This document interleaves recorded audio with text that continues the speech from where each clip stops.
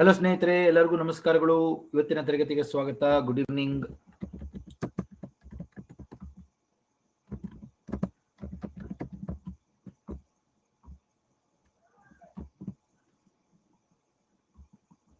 Audio video check ಮಾಡಿ ಎಲ್ಲರೂ.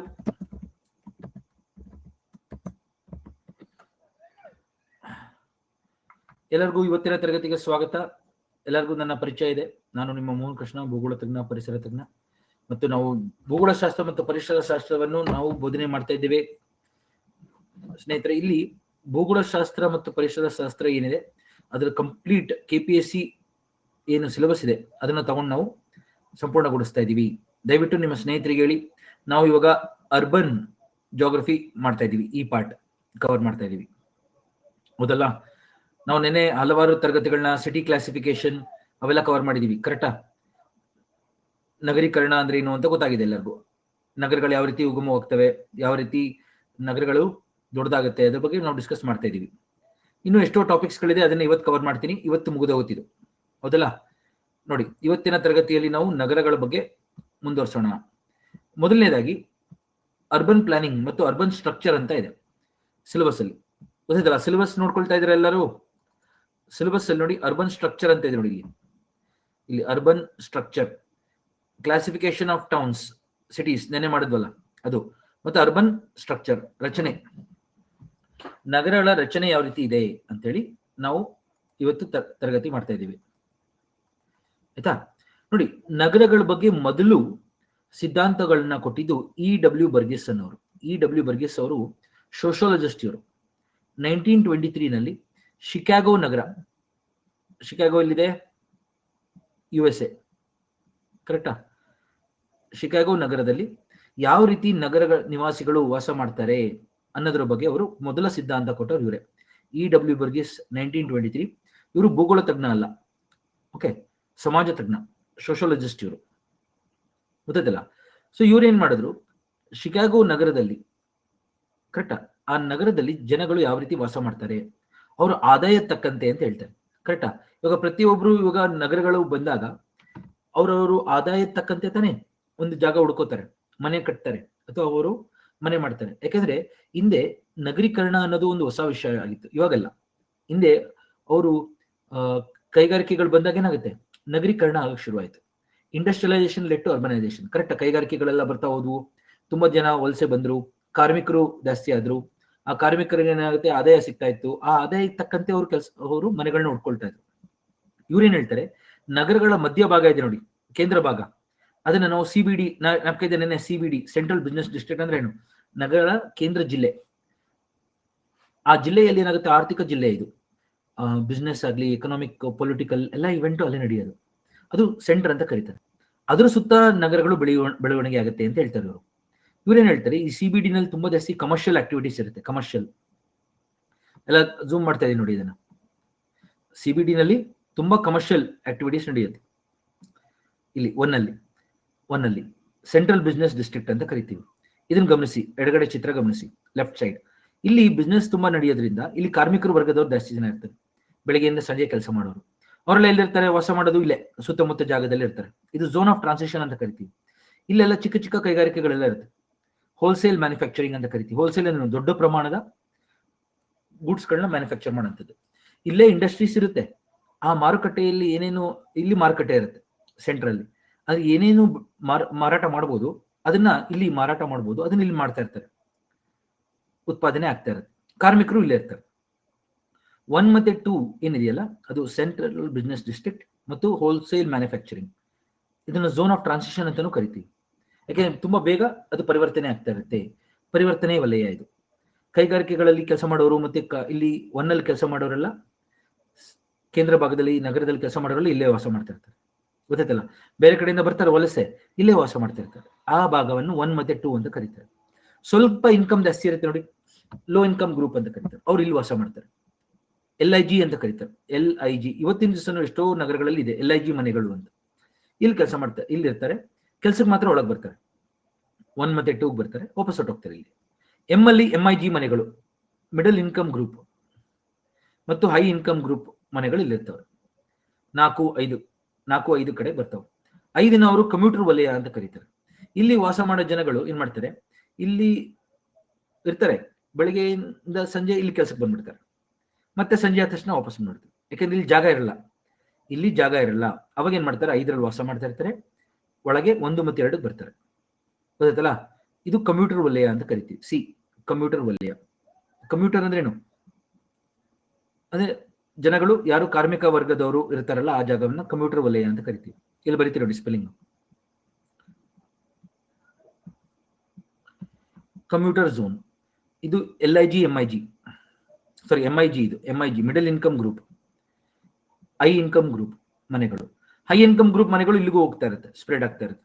ದೊಡ್ಡ ದೊಡ್ಡ ಮನೆಗಳು ಕಟ್ಕೊಂಡು ಎಲ್ಲ ಇಲ್ಲಿರ್ತಾರೆ, ವಿಲ್ಲಾ, ಸ್ವಿಮ್ಮಿಂಗ್ ಪೂಲ್ ಎಲ್ಲ ಇರುತ್ತೆ. ಇಲ್ಲಿ ದೊಡ್ಡ ದೊಡ್ಡ ಮನೆಗಳು ಇರ್ತವೆ. ಗೊತ್ತಾಯ್ತಲ್ಲ, MIG HIG ಈ ಕಡೆ ಬೆಳೀತಾ ಇರುತ್ತೆ. ಕಮ್ಯೂಟರ್ ಅಂದ್ರೆ ಇಲ್ಲಿ ಕೆಲಸಗಾರರು, ಕಾರ್ಮಿಕರು ಇರ್ತಾರೆ, ಅಪಾರ್ಟ್ಮೆಂಟ್ಗಳಲ್ಲಿ, ಸ್ಯಾಟಲೈಟ್ ಟೌನ್ಗಳಲ್ಲಿ ಇಲ್ಲಿ ಬರ್ತಾ ಇರ್ತಾರೆ ಕೆಲಸಕ್ಕೆ, 1ಗೆ. ಗೊತ್ತಾಯ್ತಲ್ಲ ಎಲ್ಲರಿಗೂ? ಇದು LIG, ಲೋ ಇನ್ಕಮ್ ಗ್ರೂಪ್. ಇದು ಇಲ್ಲಿ ಬರ್ತಿದ್ದಂಗೆ ಝೋನ್ ಆಫ್ ಟ್ರಾನ್ಸಿಷನ್, ಕೈಗಾರಿಕಾ ವಲಯ. ಇದು ಹೋಲ್ಸೇಲ್ ಮ್ಯಾನುಫ್ಯಾಕ್ಚರಿಂಗ್ ಎಲ್ಲ ಆಗ್ತಾ ಇರುತ್ತೆ, ಆಯ್ತಾ? ಈ ರೀತಿ ನೆನಪಿಟ್ಕೊಳ್ಳಿ ಸ್ನೇಹಿತರೆ. ಇದನ್ನ 1 ಅಂದ್ರೇನು, 2 ಅಂದ್ರೇನು, 3 ಅಂದ್ರೇನು, 4 ಅಂದ್ರೇನು, 5 ಅಂದ್ರೇನು, ಅದು ಇಲ್ಲೂ ಕೊಟ್ಟಿದ್ದೀನಿ ನೋಡಿ. ಗೊತ್ತಾಯ್ತಲ್ಲ? Central business district, wholesale manufacturing, okay, ಅದು low income group, middle income group, high income group. 5ರಲ್ಲಿ ಕಮ್ಯೂಟರ್ ವಲಯದವರು ಇರ್ತಾರೆ. ಇದನ್ನ ಇವರು ಕೊಟ್ಟಿದ್ದು ಶಿಕಾಗೋ ನಗರದವನ್ನು ನೋಡಿ. ಅಲ್ಲಿ ಶಿಕಾಗೋ ನಗರದಲ್ಲಿ ಒಂದು ನದಿ ಹೋಗ್ತಾ ಇರುತ್ತೆ, ಆದ್ರೆ ಇವರು ನದಿ ಪಕ್ಕದಲ್ಲಿ ಅಭಿವೃದ್ಧಿ ಬಗ್ಗೆ ಹೇಳಿರಲಿಲ್ಲ. ಅದು ಒಂದು ದೊಡ್ಡ ಇದರದ್ದು ಡ್ರಾಬ್ಯಾಕ್, ಈ ಥಿಯರಿದು ಡ್ರಾಬ್ಯಾಕ್. ಕರೆಕ್ಟಾ? ಯಾವಾಗ್ಲೂ ಒಂದು ನದಿ ಇದ್ರೆ ಏನಾಗುತ್ತೆ, ಅಥವಾ ರಸ್ತೆಗಳಿದ್ರೆ ಏನಾಗುತ್ತೆ, ಅದು ಸುತ್ತ ಬೆಳೆಯುತ್ತೆ. ನೋಡಿದಿರಾ? ನಗರಗಳು ಯಾವಾಗ್ಲೂ ನದಿ ಮತ್ತು ರಸ್ತೆಗಳಿದ್ರೆ ಅದ್ರ ಸುತ್ತ ಬೆಳವಣಿಗೆ ಆಗುತ್ತೆ. ಇವರು ಅದ್ರ ಬಗ್ಗೆ ಹೇಳಲಿಲ್ಲ.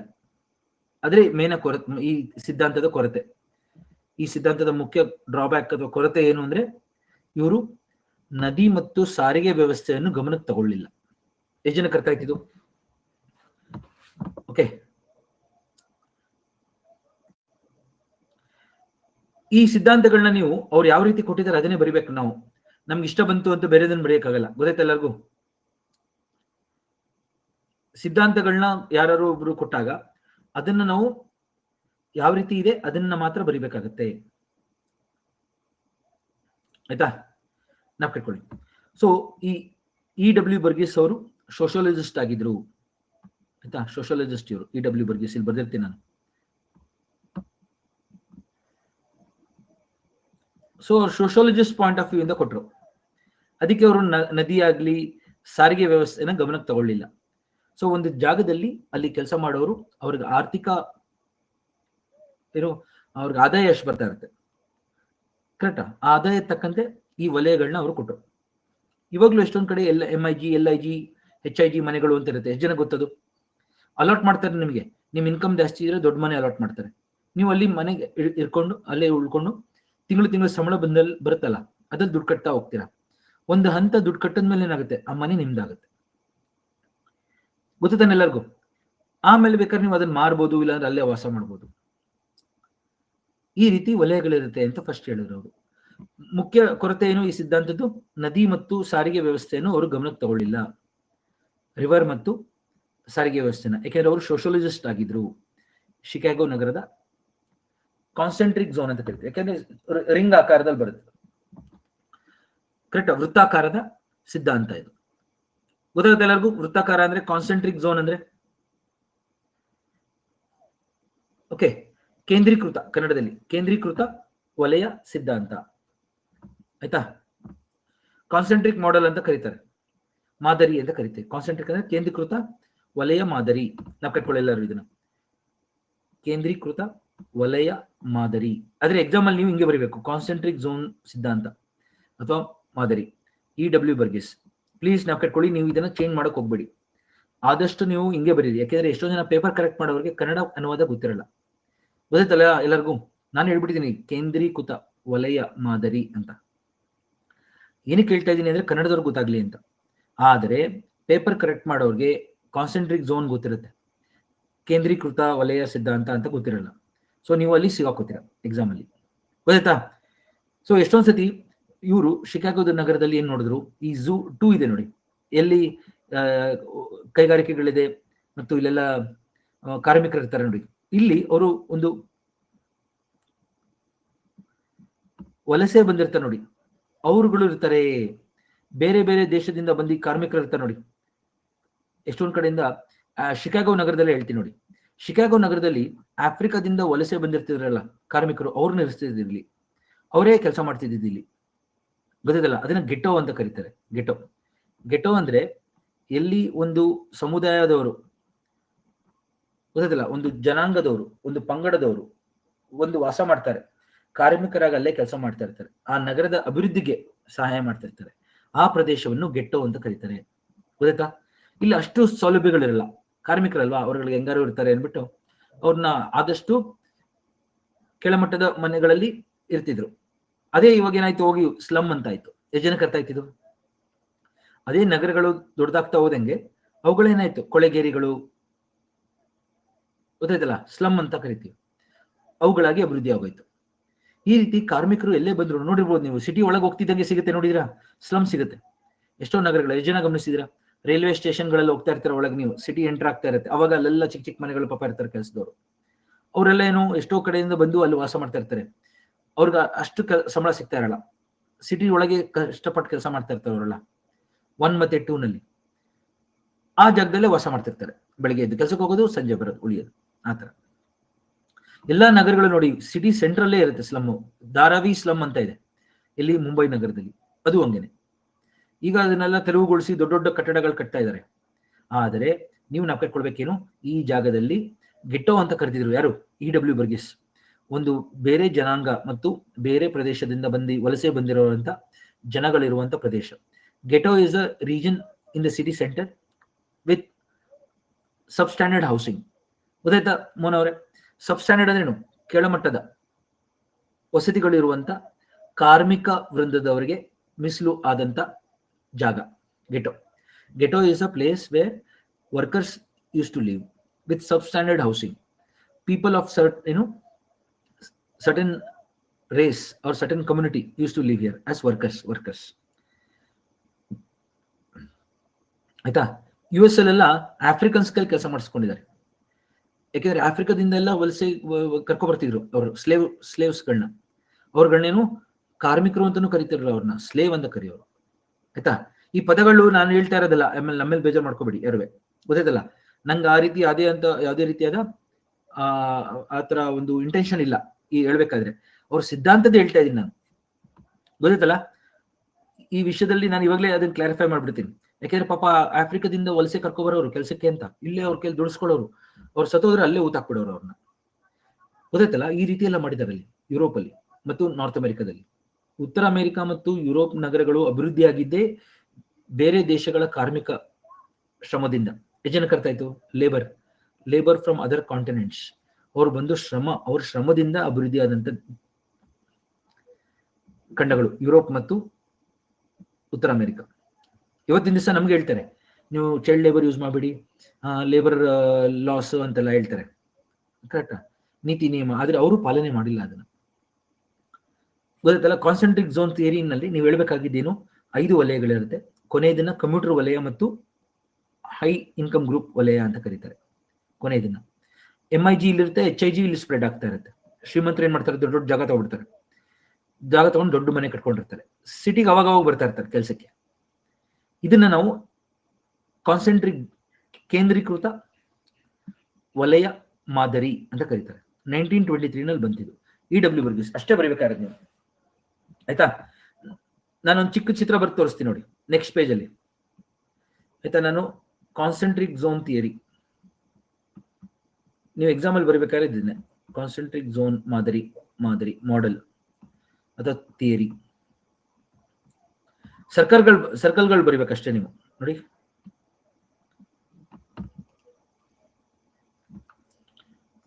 ಒಂದು ದೊಡ್ಡ ಸರ್ಕಲ್ ಹಾಕಿ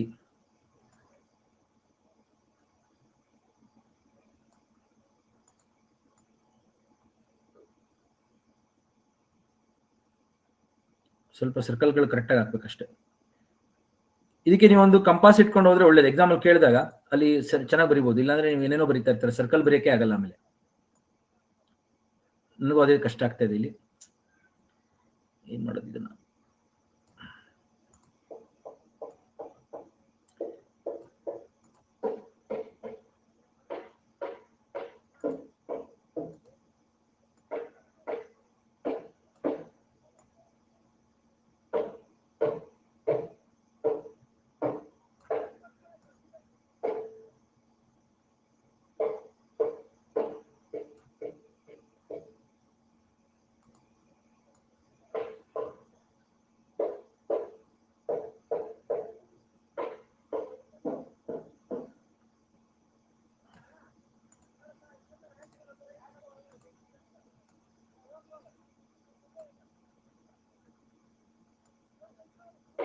ಆಯ್ತು. ಈ ತರ ಇದು 1, ಇದು 2, ಇದು 3, ಇದು 4, ಇದು 5. ಆಯ್ತಾ? ಈ ರೀತಿ ಒಂದು ನದಿ ಬರೆಯೋಣ. ಈ ತರ ನದಿ ಇದೆ ಆಯ್ತಾ?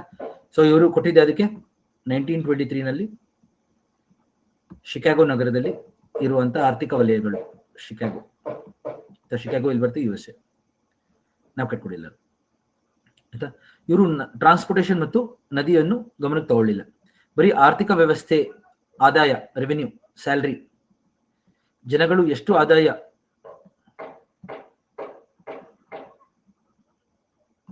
ಗೊತ್ತಾಯ್ತಲ್ಲ, ಎಷ್ಟು ಆದಾಯ ಗಳಿಸ್ತಾರೆ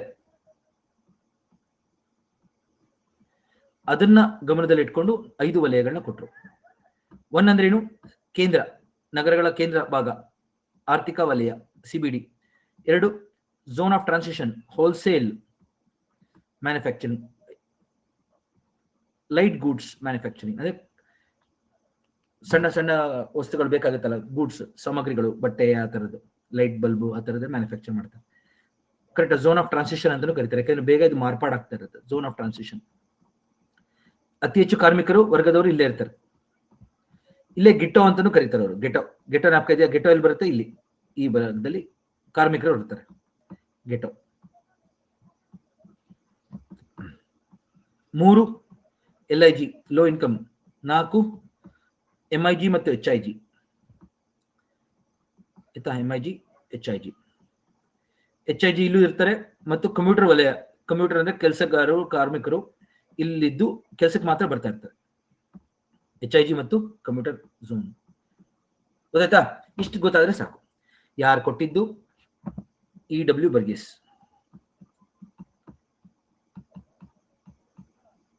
ಗೊತ್ತಾಯ್ತಾ ಸ್ನೇಹಿತರೆ? EW ಬರ್ಗೇಸ್ ಕೊಟ್ಟಿದೆ ನೋಡಿ. ಇದು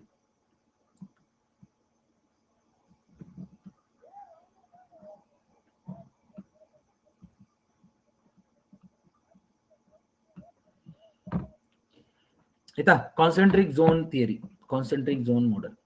ಇವರು ಡ್ರಾಬ್ಯಾಕ್ ಏನು ನಾ ಹೇಳಿದ್ದೀನಿ, ನದಿ ಮತ್ತು ಕೊರತೆ. ಈ ಸಿದ್ಧಾಂತದ ಕೊರತೆ ಮುಖ್ಯವಾಗಿ ನದಿ ಮತ್ತು ಸಾರಿಗೆ ವ್ಯವಸ್ಥೆಯನ್ನು ಗಮನಕ್ಕೆ ತಗೊಳ್ಳಿಲ್ಲ. ಮೇನ್ಸ್ ಅಲ್ಲಿ ಕೇಳ್ತಾರಪ್ಪ, ಇದು ಮೇನ್ಸ್ ಅಲ್ಲಿ ಕೇಳ್ತಾರೆ. ಸಿಲೆಬಸ್ ಅಲ್ಲಿ ಇದೆ ನೋಡಿ. ಸಿಲೆಬಸ್ ಅಲ್ಲಿ ಅರ್ಬನ್ ಸ್ಟ್ರಕ್ಚರ್ ಅಂತ ಇದೆ. ನೀವು ಕೇಳ್ಬೋದು, ಇದೇನು ಸ್ವಲ್ಪ ಬೇರೆ ತರ ಹೇಳ್ತಾ ಇದಾರಲ್ಲ ಸರ್. ನೋಡಿ ಇಲ್ಲಿ ಅರ್ಬನ್ ಸ್ಟ್ರಕ್ಚರ್ ಬಗ್ಗೆ ಈ ಸಿದ್ಧಾಂತಗಳನ್ನ ಬರೀರಿ ಅಂದ್ರೆ ಯಾವ್ದು ಬರೀತೀರಾ? ಫಸ್ಟ್ ಇದನ್ನ ಬರೀಲೇಬೇಕು ಎಲ್ಲರೂ. ಇದನ್ನ ನೀವು ಕೇಳ್ಬೋದು, ಸರ್ ಇದನ್ನೆಲ್ಲರೂ ಬಳಸ್ತೀವಾ? ಯಾಕೆ 1923 ನಲ್ಲಿ ಕೊಟ್ಟಿರೋದು ಇದೆಲ್ಲ ತುಂಬಾ ಔಟ್ಡೇಟೆಡ್ ಅಲ್ವಾ ಅಂತ. ಆದ್ರೆ ನಾವು ಎಷ್ಟೊಂದ್ ಕಡೆ ನೋಡಿ, ಇದು ಅಮರಾವತಿ ಸಿಟಿ ಪ್ಲಾನ್, ಆಂಧ್ರ ಪ್ರದೇಶದ ಹೊಸ ರಾಜಧಾನಿ, ಕೃಷ್ಣಾ ನದಿ ತೀರದಲ್ಲಿ ಅದನ್ನ ಅಭಿವೃದ್ಧಿ ಪಡಿಸ್ಬೇಕಾದ್ರೆ ಇದನ್ನೇ ಅವರು ಗಮನದಲ್ಲಿ ತಗೋತಾ ಇರೋದು. ಸಿಂಗಪುರ್ ನಗರದ್ದು ಇದೇ ತರ ಇದೆ. ಸಿಂಗಪುರ್ ಅಂತ ನದಿ ಇದೆ, ಅದ್ರ ಸುತ್ತ ಸಿಂಗಪುರ್ ನಗರ ಅಭಿವೃದ್ಧಿ ಆಗಿದೆ. ಎಷ್ಟು ಜನಕ್ಕೆ ಅರ್ಥ ಆಯ್ತು? ಗೊತ್ತಾಯ್ತಲ್ಲ? ಈ ಕಾನ್ಸೆಂಟ್ರಿಕ್ ಝೋನ್ ಆಗಿ ರೌಂಡ್ ಆಗಿ ಈ ತರ ಡೆವಲಪ್ ಆಗುತ್ತೆ ಅಂತ ಹೇಳಿ ಸಿದ್ಧಾಂತ ಕೊಟ್ಟಿದ್ದನ್ನ ಎಷ್ಟೊಂದ್ ಕಡೆ ಅಪ್ಲೈ ಮಾಡ್ತಾ ಇದ್ದಾರೆ ಇವಾಗ. ಯಾರು? ಈಗಿನ ಪ್ಲಾನರ್ಸ್ಗಳು, ಅರ್ಬನ್ ಪ್ಲಾನರ್ಸ್ಗಳು. ಸಿಂಗಪುರ್ ನಗರ ಮತ್ತು ಅಮರಾವತಿ ಸಿಟಿ ಪ್ಲಾನ್ ನೆಲ್ಲ ಇದಿದೆ. EW ಬರ್ಗೇಸ್ ಇವ್ರದ್ದು ಮೇನ್ ಕೊರತೆ ಏನು? ರಸ್ತೆ ಮತ್ತು ನದಿಗಳನ್ನ ಗಮನಕ್ಕೆ ತಗೊಳ್ಳಿಲ್ಲ. ಅದನ್ನ ಸರಿಪಡಿಸ್ಕೊಂಡು ಬಂದಿದ್ದ ಸಿದ್ಧಾಂತನೇ ಸೆಕ್ಟರ್ ಮಾಡೆಲ್ ಅಂತ ಇದೆ ನೋಡಿ. ಎರಡನೇದು ಸೆಕ್ಟರ್ ಮಾಡೆಲ್ 1939 ಅಲ್ಲಿ ಬಂತು. ನಾವು ಕಟ್ಕೊಳ್ಳಿ, 1939 ನಲ್ಲಿ ಬಂದಿದ್ದು. 1939 ಸೆಕ್ಟರ್ ಮಾಡೆಲ್ ಹೋಮೋ ರಾಯ್ಟ್ ಅನ್ನೋರು ಕೊಟ್ಟಿದ್ದಾರೆ. Okay, homo right sector model 1939. ನೋಡಿ, ಫಸ್ಟ್ ಸಿದ್ಧಾಂತ ಕೊಡೋದು ಕಷ್ಟ. ಎಷ್ಟು ಜನಕ್ಕೆ ಅರ್ಥ ಆಗ್ತದೆ ಹೇಳೋದು? ಇವಾಗ ನಾನು ಒಂದು ಸಿದ್ಧಾಂತ ಕೊಟ್ಟೆ ಅನ್ಕೊಳ್ಳಿ, ತುಂಬಾ ಕಷ್ಟಪಟ್ಟು ಕೊಟ್ಟಿರ್ತೇನೆ ನಾನು. ಆದ್ರೆ ನಾನ್ ಬಂದ್ಮೇಲೆ ಬರ್ತಾರಲ್ಲ, ಬೇರೆ ಬೇರೆ ಸಿದ್ಧಾಂತ ಕೊಡ್ತಾರಲ್ಲ, ಅವ್ರು ಅದನ್ನ ಜಸ್ಟ್ ಮಾಡಿಫೈ ಮಾಡ್ತಾರೆ. ಎಷ್ಟು ಜನಕ್ಕೆ ಅರ್ಥ ಆಯ್ತು? ಸೊ ಕಾನ್ಸೆಂಟ್ರಿಕ್ ಝೋನ್ ಥಿಯರಿ ಕೊಟ್ಟಿದ್ದು ಇವರು ತುಂಬಾ ಕಷ್ಟಪಟ್ಟು ಯೋಚನೆ ಮಾಡಿ ಎಲ್ಲ ಕೊಟ್ಟರು. ಆದ್ರೆ ಸೆಕ್ಟರ್ ಮಾಡೆಲ್ ಓಮರ್ ಹಾಯ್ಟ್ ಅವ್ರು ಏನ್ ಮಾಡಿದ್ರು, ಇವ್ರದ್ದು ಕೊರತೆ ಏನಿದೆಯಲ್ಲ, ಸಿದ್ಧಾಂತದ ಕೊರತೆ, ಅದನ್ನ ಇಲ್ಲಿ ಗಮನದಲ್ಲಿ ತಗೊಂಡ್ರು. ಇವ್ರು ಏನ್ ಮಾಡ್ತಾರೆ, ಕಾನ್ಸೆಂಟ್ರಿಕ್ ಝೋನ್ ಆಗೇ ಬೆಳೆಯುತ್ತೆ, ಆದ್ರೆ ರಸ್ತೆ ನೋಡಿ, ಇಲ್ಲ ರಸ್ತೆ, ಇದು ರೋಡು, ರೈಲ್ವೆ ಟ್ರ್ಯಾಕ್, ನದಿ, ರೋಡು, ರೈಲ್ವೆ ಟ್ರ್ಯಾಕ್, ನದಿಗಳ ಆಧಾರದ ಮೇಲೆ ನಗರ ಅಭಿವೃದ್ಧಿ ಆಗುತ್ತೆ ಅಂತ ಹಿಂಗ್ ಮಾಡ್ಬಿಟ್ರು ಅವ್ರು ಸೆಕ್ಟರ್ನ. ನೀವು ಹಿಂಗೆ ಬರೀಬೇಕು ಎಕ್ಸಾಮ್ ಅಲ್ಲಿ, ಚೇಂಜ್ ಮಾಡಂಗಿಲ್ಲ ಇದನ್ನ.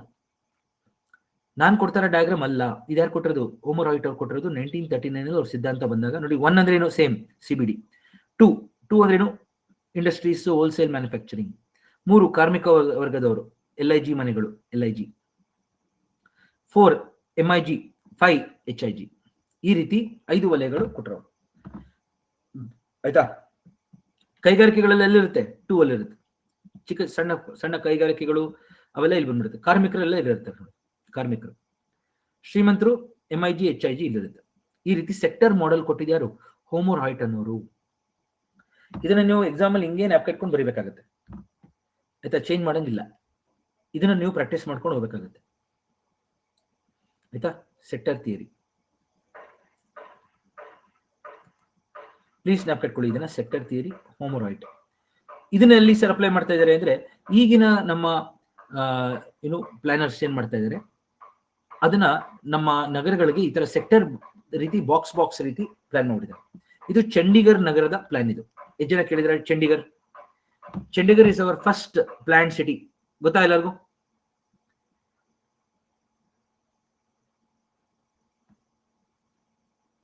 ಎಷ್ಟು ಜನ ಗೊತ್ತು ಚಂಡೀಗರ್ ನಗರ ದೇಶದ ಮೊದಲ ಪ್ಲಾನ್ ಸಿಟಿ?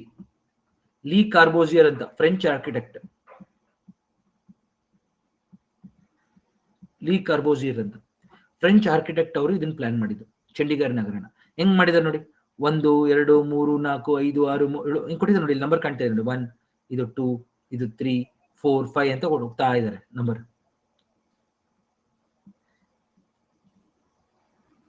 ಅದೇ ಸೆಕ್ಟರ್ ಥಿಯರಿ ಮಾಡಿಫೈ ಆಗ್ತಾ ಇದೆ ನೋಡಿ, ಅಲ್ಲಿ ಹೆಂಗಿದೆ, ಇಲ್ಲಿ ಹೆಂಗಿದೆ ಅಂದ್ರೆ, ಇವ್ರು ಕೊಟ್ಟಿದ್ದು ರೌಂಡ್ ಕೇಂದ್ರೀಕೃತ, ಇವ್ರು ಕೊಟ್ಟಿದ್ದೇನು ವಲಯಗಳು, ಈ ತರ.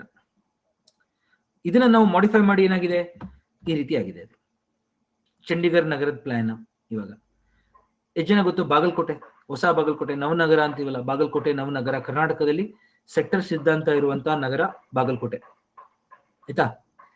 ಇಲ್ಲ ಹೇಳ್ಬಿಡ್ತೀನಿ ನಾನು, ಸೆಕ್ಟರ್ ಥಿಯರಿ ನಲ್ಲಿ ಚಂಡೀಗರ್ ನಗರ ಇದೆ ಇವಾಗ. ಆಯ್ತಾ?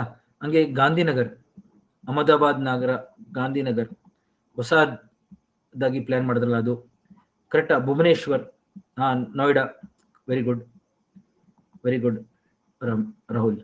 ಭುವನೇಶ್ವರ್, ನೋಯ್ಡಾ, ಕರೆಕ್ಟಾ. ನೋಯ್ಡಾ, ಚಂಡೀಗರ್, ಗಾಂಧಿನಗರ್, ಭುವನೇಶ್ವರ್, ನೋಯ್ಡಾ. ಆಮೇಲೆ ಬಾಗಲಕೋಟೆಯ ಹೊಸ ನಗರ, ಆಲ್ಮಟ್ಟಿ ಜಲಾಶಯ ಬಂದ್ಮೇಲೆ ಸ್ವಲ್ಪ ಮುಳುಗೋಯ್ತಲ್ಲ, ನವನಗರ ಮಾಡಿದ್ರಲ್ಲ ಅದು. ಇವೆಲ್ಲ ಏನು ಸೆಕ್ಟರ್ ಥಿಯರಿ. ಬೆಂಗಳೂರು ಇಲ್ಲಪ್ಪ, ಬೆಂಗಳೂರು ಏನು ಪ್ಲಾನೇ ಇಲ್ಲ. ಬೆಂಗಳೂರು ಇಸ್ ಅಫಜಾರ್ಡ್, ಗೊತ್ತಲ್ಲ.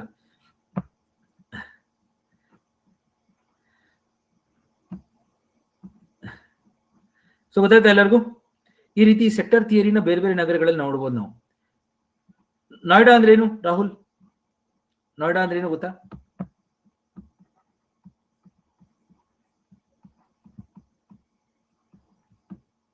North Okhla industrial development area ಅಂತ ನೋಯ್ಡಾ ಅಂದ್ರೆ.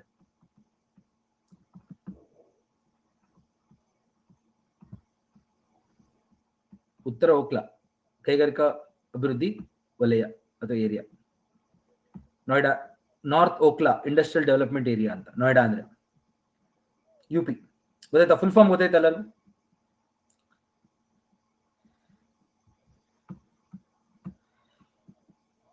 ಆಯ್ತಾ? ನೋಡಿ, ಫಸ್ಟ್ ಅಮರಾವತಿ ಪ್ಲಾನ್ ಆಗಿದೆ ಈ ತರ. ಅಮರಾವತಿ ನಗರವನ್ನು ಈ ತರ ಕಾನ್ಸಂಟ್ರಿಕ್ ಝೋನ್ ಆಗಿ ಡೆವಲಪ್ ಮಾಡೋಣ ಅಂತ. ಇದರಲ್ಲಿ ತುಂಬಾ ಅಡಚಣೆ ಉಂಟಾಯ್ತು. ಯಾಕೆಂದ್ರೆ ಲ್ಯಾಂಡ್ಸ್ಕೇಪ್, ರಿವರ್, ಕರೆಕ್ಟ್, ಅಲ್ಲಿ ಸುತ್ತಮುತ್ತ ಸ್ಲೋಪ್, ಟೋಪೋಗ್ರಫಿ, ಅದನ್ನೆಲ್ಲ ಗಮನದಲ್ಲಿ ಇಟ್ಕೊಂಡು ಮಾಡಬೇಕಾಗಿತ್ತು. ಅದಕ್ಕೋಸ್ಕರ ಇವಾಗ ಚಂದ್ರಬಾಬು ನಾಯ್ಡು ಅವರು ಚೇಂಜ್ ಮಾಡಿದ್ರು ಅದನ್ನು ಪ್ಲಾನ್ ಮಾಡಿ. ನೋಡಿ ಯಾವ ರೀತಿ ಚೇಂಜ್ ಮಾಡಿದ್ದಾರೆ. ಐಡಿಯಾ ಗೊತ್ತಾಗ್ತಿದೆ ಯಾರಿಗಾದ್ರು? ನದಿ ಇಲ್ಲಿದೆ, ಕೃಷ್ಣಾ ನದಿ. ಅದನ್ನ ನೋಡಿ ಹೆಂಗ್ ಡಿವೈಡ್ ಮಾಡೋದು, ಯಾವ ತರ ಬಾಕ್ಸ್ ಬಾಕ್ಸ್ ಬಾಕ್ಸ್ ಬಾಕ್ಸ್ ಬಂದಿದೆ ನೋಡಿ, ಸೆಕ್ಟರ್ ಸೆಕ್ಟರ್ ಬಂದಿದೆ ನೋಡಿ. ಕರೆಕ್ಟಾ? ಕಾನೂನು ವ್ಯವಸ್ಥೆಗೆ ಸರ್ಕಾರಿ ಭಾಗ, ಸ್ಪೋರ್ಟ್ಸ್ ಭಾಗ, ಮೀಡಿಯಾ, ಇಂಡಸ್ಟ್ರೀಸ್, ಕರೆಕ್ಟಾ? ಟೂರಿಸಂ. ಇದನ್ನ ಪ್ಲಾನ್ ಮಾಡ್ಬೇಕಾದ್ರೆ ಏನ್ ಮಾಡ್ತಾರೆ, ಆ ಜಾಗ ಎಲ್ಲಿದೆ ಅದ್ರ ಜಾಗ್ರಫಿ ನೋಡ್ತಾರೆ, ಗಮನಿಸ್ತಾರೆ ಫಸ್ಟ್. ಅರ್ಥ ಆಗ್ತಿದೆ ಎಲ್ಲರಿಗೂ? ಜಾಗ್ರಫಿ, ಸ್ಲೋಪ್, ರಿವರ್, ಕರೆಕ್ಟಾ? ಸುತ್ತಮುತ್ತ ಬೆಟ್ಟ ಗುಡ್ಡ ಪ್ರದೇಶ, ನದಿಗಳು, ಅದನ್ನ ಗಮನಿಸ್ತಾರೆ. ಕ್ಲೈಮೇಟ್ ತಗೋತಾರೆ. ಕ್ಲೈಮೇಟ್ ಅಲ್ಲಿ ಯಾವ ತರ ಬಿಸಿಲಿರುತ್ತೆ ಮತ್ತು ಯಾವ ರೀತಿ ಗಾಳಿ, ವಿಂಡ್ಸ್. ನೋಡಿ ನಾನು ಒಂದು ಎಕ್ಸಾಂಪಲ್ ಕೊಡ್ತೀನಿ ನೋಡಿ. ಇದು ಅಮರಾವತಿ ನಗರ ಅಂತ ಅನ್ಕೊಳ್ಳಿ, ಹೊಸ ಪ್ಲಾನ್ ಇದು. ಓಕೆ, ಸೊ ಗಾಳಿ ಬೀಸೋದು ಭಾರತದಲ್ಲಿ ಸೌತ್ ವೆಸ್ಟ್ ಮಾನ್ಸೂನ್ ಹಿಂಗ್ ಬೀಸುತ್ತೆ, ಹೌದಾ? 4 ತಿಂಗಳು south west monsoon, June to September ಹಿಂಗ್ ಬೀಸುತ್ತೆ ಗಾಳಿ. ಇನ್ ಬಾಕಿ ತಿಂಗಳು ಹಿಂಗ್ ಬೀಸುತ್ತೆ ಗಾಳಿ, ಹೌದಾ? ನಾರ್ತ್ ಈಸ್ಟ್ ಮಾನ್ಸೂನ್ ಇರುತ್ತೆ. ಎಷ್ಟು ಜನಕ್ಕೆ ಅರ್ಥ ಆಗ್ತಾ ಇದೆ? ಇದು ನಾರ್ತ್ ಈಸ್ಟ್ ಇರುತ್ತೆ, ಗೊತ್ತಾಗ್ತಿದೆ ಎಲ್ಲರಿಗೂ? ಹಾ, ನಾರ್ತ್ ಈಸ್ಟ್ ಮಾನ್ಸೂನ್ ಇರುತ್ತೆ ಅಕ್ಟೋಬರ್ ಇಂದ ಮೇ ವರೆಗೂ. ಓಕೆ, ನಾನೇನಾದ್ರು ಕೈಗಾರಿಕೆಗಳನ್ನ ಇಲ್ಲಿಟ್ಟೆ ಅನ್ಕೊಳ್ಳಿ, ಎಕ್ಸಾಂಪಲ್ ಕೊಡ್ತಾ ಇದೀನಿ ನೋಡಿ. ನಾನು ಕೈಗಾರಿಕೆಗಳನ್ನ ಇಲ್ಲಿ ಇಟ್ಬಿಟ್ಟೆ ಅನ್ಕೊಳ್ಳಿ, ಇಲ್ಲಿ ಇಂಡಸ್ಟ್ರೀಸ್ ಇಲ್ಲಿ ಅಥವಾ ಇಲ್ಲಿ, ಏನಾಗುತ್ತೆ ಹೇಳಿ? ಗಾಳಿ ಬೀಸಿದಾಗ ಆ ಗಾಳಿ ಇಂಡಸ್ಟ್ರಿ ಇದು ಹೊಗೆ ಎಲ್ಲ ಇಲ್ಲಿಗೆ ಬರುತ್ತಾನೆ ನಗರಕ್ಕೆ. ಎಷ್ಟು ಜನಕ್ಕೆ ಅರ್ಥ ಆಗ್ತಾ ಇದೆ? ಗೊತ್ತಾಯ್ತಾ? ಸೊ ಈ ಇಂಡಸ್ಟ್ರಿ ಇದೆಲ್ಲ ಹೊಗೆ ಇಲ್ಲೇ ಬಂದ್ಬಿಡುತ್ತೆ. ಅದಕ್ಕೆ ಇಂಡಸ್ಟ್ರಿನ ಏನ್ ಮಾಡ್ತಾರೆ, ಇಲ್ಲಿ ಸೆಟಪ್ ಮಾಡ್ತಾರೆ, ಈ ಭಾಗದಲ್ಲಿ, ಈ ಕಡೆ, ಇಲ್ಲಾಂದ್ರೆ ಇಲ್ಲಿ ಈ ಭಾಗದಲ್ಲಿ ಸೆಟಪ್ ಮಾಡ್ತಾರೆ ಇಂಡಸ್ಟ್ರೀಸ್. ಗೊತ್ತಾಯ್ತಾ? ಸುಮ್ಮನೆ ಪ್ಲಾನ್ ಮಾಡೋಕ್ಕಾಗಲ್ಲ. ಸಿಟಿ ಪ್ಲಾನ್ ಮಾಡ್ತೀವಿ, ತಡ್ರಿ ಮಾಡೋಣ, ಹೆಂಗಾರು ಇಷ್ಟ ಬಂದಂಗೆ ಮಾಡೋದಲ್ಲ. ನಾವು ಅದನ್ನೆಲ್ಲ ಗಮನದಲ್ಲಿ ಇಟ್ಕೊಂಡು, ಫ್ಯೂಚರ್ನ ಗಮನದಲ್ಲಿ ಇಟ್ಕೊಂಡು ಇಂಡಸ್ಟ್ರೀಸ್ನ ಎಲ್ಲಿ ಪ್ಲಾನ್ ಮಾಡಬೇಕು.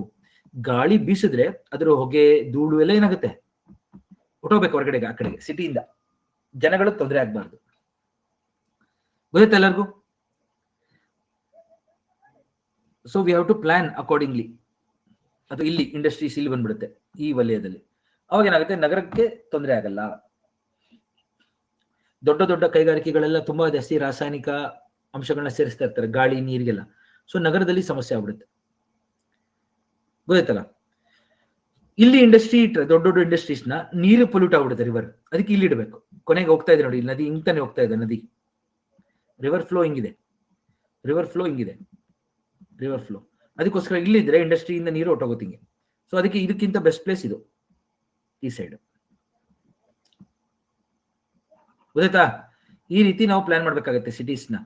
ಇಲ್ಲಾಂದ್ರೆ ಏನಾಗುತ್ತೆ, ನಮ್ಮ ಎಲ್ಲಾ ಸಿಟೀಸ್ಗಳಿಗೆ ಏನ್ ಸಮಸ್ಯೆ ಇದೆ ಅದು ಇದಕ್ಕೂ ಬಂದ್ಬಿಡುತ್ತೆ. ಆಮೇಲೆ ಅಷ್ಟೊಂದೆಲ್ಲ ದುಡ್ಡು ಖರ್ಚು ಮಾಡಿರ್ತಾರೆ. ಯಾರು ದುಡ್ಡು? ಟ್ಯಾಕ್ಸ್ ಪೇಯರ್ಸ್ ಮನಿ, ನಾವು ಟ್ಯಾಕ್ಸ್ ಕಟ್ಟರೋ ದುಡ್ಡು ಅದು. ಸೊ ಅದನ್ನ ಗಮನದಲ್ಲಿ ಇಟ್ಕೊಳ್ಬೇಕಾಗುತ್ತೆ. ಅರ್ಥ ಆಯ್ತಾ ಎಲ್ಲರಿಗೂ? ಸಿಟಿ ಪ್ಲಾನ್ ಅಂದಾಗ ಅರ್ಬನ್ ಪ್ಲಾನಿಂಗ್, ಟೌನ್ ಪ್ಲಾನಿಂಗ್ ಅಂದ್ರೆ ಇದೆ ನೋಡಿ. ಯಾವ ರೀತಿ ಪ್ಲಾನ್ ಮಾಡ್ತಾ ಇದ್ದಾರೆ ನೋಡಿ. ಅಮರಾವತಿ ಸಿಟಿ ಪ್ಲಾನ್, ನದಿ ಕೃಷ್ಣಾ ನದಿ ಇದು.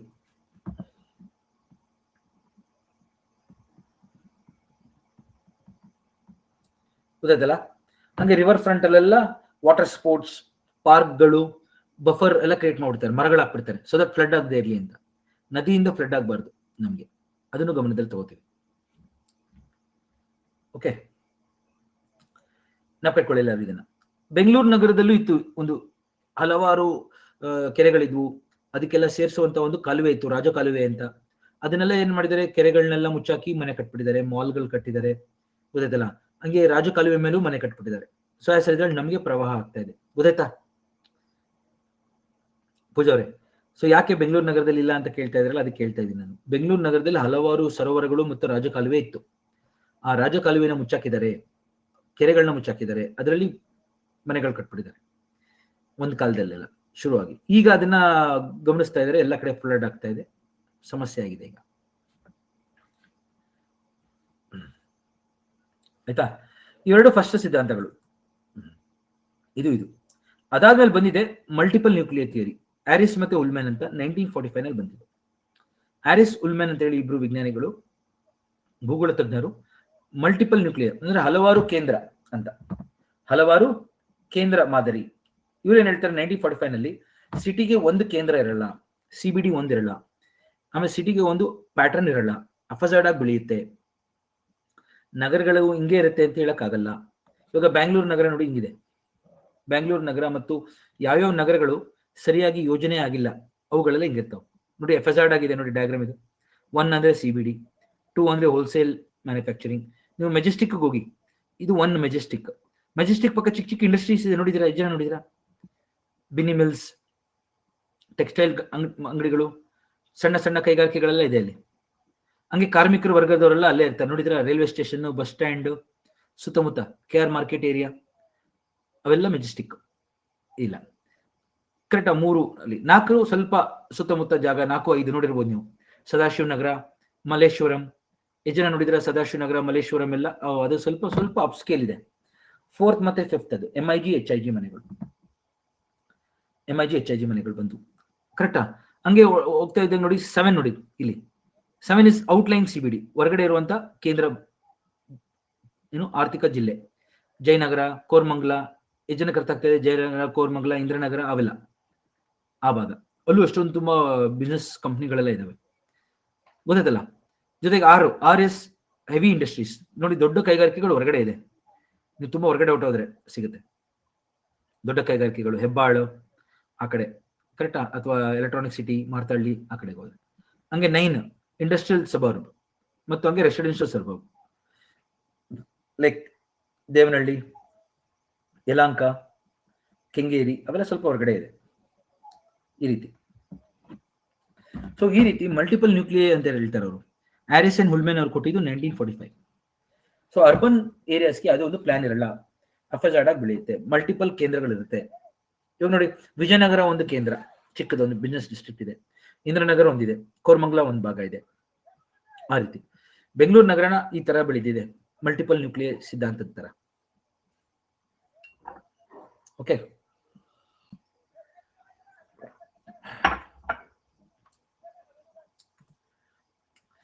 C Mysore as different, because ಮೈಸೂರಲ್ಲಿ ಏನಾಗಿದೆ, ಮೈಸೂರು ಪ್ಯಾಲೇಸ್ ಮತ್ತೆ ಮೈಸೂರು ಮಾರ್ಕೆಟ್ ನೋಡಿದ್ರ? ಕರೆಕ್ಟಾ?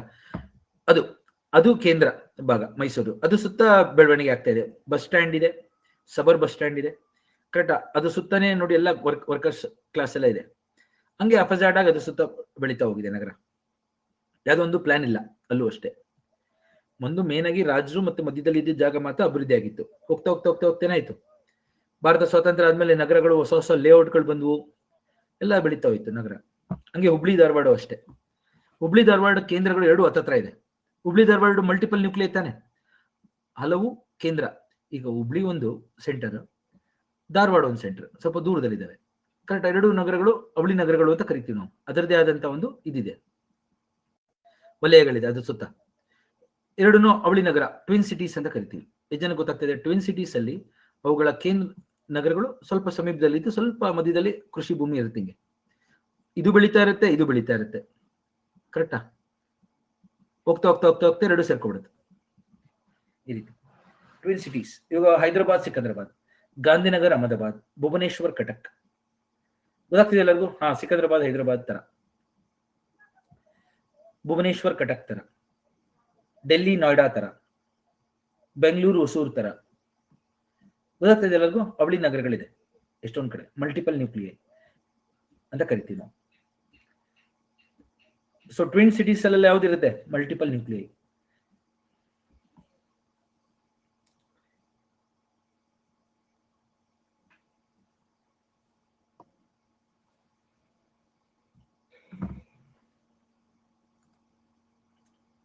ಹೌದು ಸರಸ್ವತಿ, ಧಾರವಾಡ ಹುಬ್ಳಿ ಹೇಳಿದ್ನಲ್ಲ ನಾನು ಎಕ್ಸಾಂಪಲ್, ಧಾರವಾಡ ಹುಬ್ಳಿ ಇವೆಲ್ಲ ಮಲ್ಟಿಪಲ್. ಗೊತ್ತಾಯ್ತಾ ಎಲ್ಲರಿಗೂ? Urban structure. ಈಗ ನಾನು ನಿಮ್ಗೆ ಒಂದು ಜಾಗ ಕೊಟ್ಟೆ ಅನ್ಕೊಳ್ಳಿ, ನಿಮಗೆ ಎಲ್ಲರಿಗೂ ಒಂದು, ನೀವು ಇವಾಗ ಜಿಲ್ಲಾಧಿಕಾರಿ, ನಿಮಗೆ ಸರ್ಕಾರದವರು ಒಂದು ಜಾಗ ಕೊಡ್ತಾರೆ, ಅಲ್ಲಿ ನಗರ ಅಭಿವೃದ್ಧಿ ಮಾಡಿ ಅಂತಾರೆ. ಅವಾಗ ನೀವು ಯಾವ್ದನ್ನ ಗಮನದಲ್ಲಿ ಇಟ್ಕೊಂಡು ಮಾಡ್ತೀರಾ? ಯಾವ ರೀತಿ ಮಾಡ್ತೀರಾ? ಯೋಚನೆ ಮಾಡ್ತೀರಾ? ಈಗ ಎಲ್ಲರೂ ಈಗ ಹೊಸ ಪಟ್ಟಣ, ಹೊಸ ಜಾಗದಲ್ಲಿ ನಾವು ಅಭಿವೃದ್ಧಿ ಮಾಡಬೇಕು, ಯಾವ ರೀತಿ, ಯಾವ ಜಾಗ ತಗೊಂಡ್ರೆ, ಯಾವ ಮಾಡೆಲ್ ತಗೊಂಡ್ರೆ ಒಳ್ಳೇದು? ಆಬ್ವಿಯಸ್ಲಿ ನೀವು ಸೆಕ್ಟರ್ ಥಿಯರಿ ತಗೋತೀರಾ, ಇಲ್ಲಾಂದ್ರೆ ಕಾನ್ಸಂಟ್ರೇಟ್ ಝೋನ್ ಥಿಯರಿ ತಗೋತೀರಾ. ಆಯ್ತಾ? ನದಿ ಇದ್ರೆ ಕಾನ್ಸಂಟ್ರೇಟ್ ಝೋನ್ ಥಿಯರಿ, ಆ ಕಡೆ ಈ ಕಡೆ ನದಿನ ಡೆವಲಪ್ ಮಾಡ್ಕೊಂಡು ಬಾಕಿ ವಲಯಗಳನ್ನ ಪ್ಲಾನ್ ಮಾಡ್ಬೋದು. ಇಲ್ಲಾಂದ್ರೆ ಫ್ಲಾಟ್ ಲ್ಯಾಂಡ್ ಕೊಟ್ರೆ ಸೆಕ್ಟರ್ ಮಾಡೆಲ್ ಹೋಗ್ಬೋದು ಮೈದಾನಗಳಲ್ಲಿ. ಆಯ್ತಾ? ಗೊತ್ತಾಯ್ತಾ ಎಲ್ಲರಿಗೂ?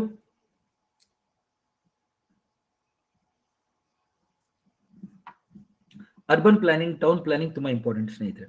ಈಗ ಯಾಕಂದ್ರೆ ಇವತ್ತಿನ ದಿನ ನಗರಗಳಲ್ಲಿ ಇರುವಂತಹ ಸಮಸ್ಯೆಗಳಿಗೆ ಪರಿಹಾರ ಏನು? ಪ್ಲಾನಿಂಗ್. ಕರೆಕ್ಟ್ ಆಗಿ ಯೋಜನೆಗಳನ್ನ ಮಾಡೋದ್ರಿಂದ ನಗರಗಳ ಸಮಸ್ಯೆಗಳನ್ನ ನಾವು ಬಗೆಹರಿಸಬಹುದು. ನಾವು ಇವತ್ತಿನ ದಿವಸ ನಗರಗಳಲ್ಲಿ ಸಮಸ್ಯೆ ಹೆಚ್ಚಾಗ್ತಿದೆ ಅಂತ ತಕ್ಷಣ ನಗರಗಳು ಬಿಟ್ಟು ಹೋಗಿ ಅನ್ನಕ್ಕಾಗತ್ತಾ? ಇಲ್ಲಿ ಯೋಜನೆ ಮಾಡಿ ಇದ್ರ ಬಗ್ಗೆ.